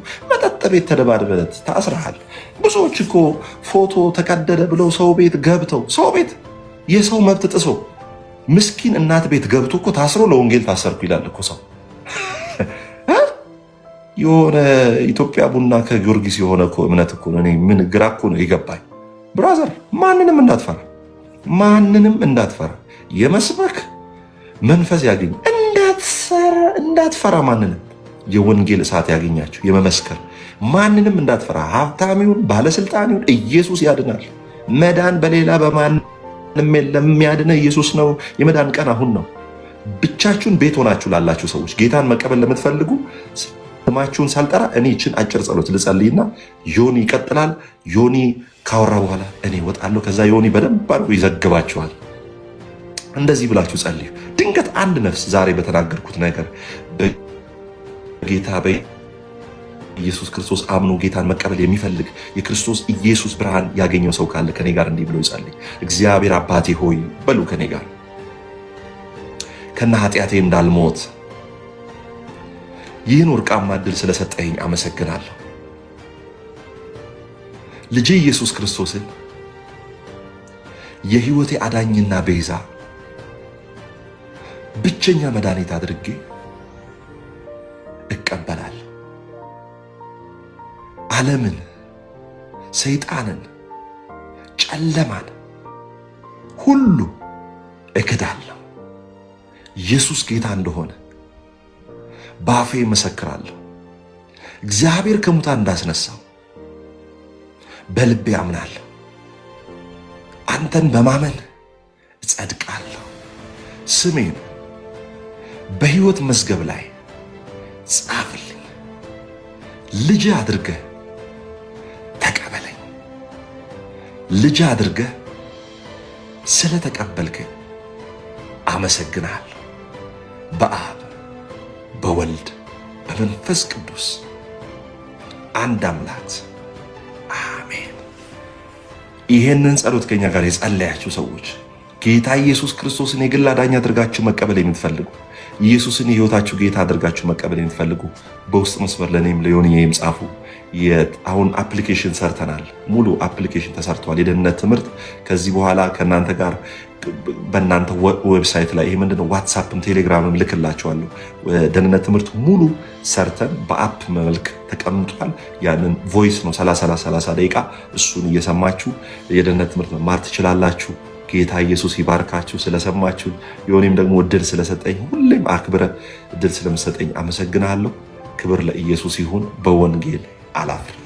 አሜን። ቅዱሴ እጅግ አድርጌ አመሰግናለሁ። አንተ ጋር መሽቷል፣ እረዳሃለሁ። መቆየት የምትፈልግ ከሆነ መቆየት ትችላለህ። እኔም ደግሞ የምለው ነገር ይኖራል እዚህ ጋር በጣም ሌሊት መንገድ ወጣለሁ። አንተ ቀጥል በቃ። እሺ፣ ተባረክልኝ ቅዱሴ። እጅግ አድርጌ አመሰግናለሁ። የተወደድክ ወንድሜ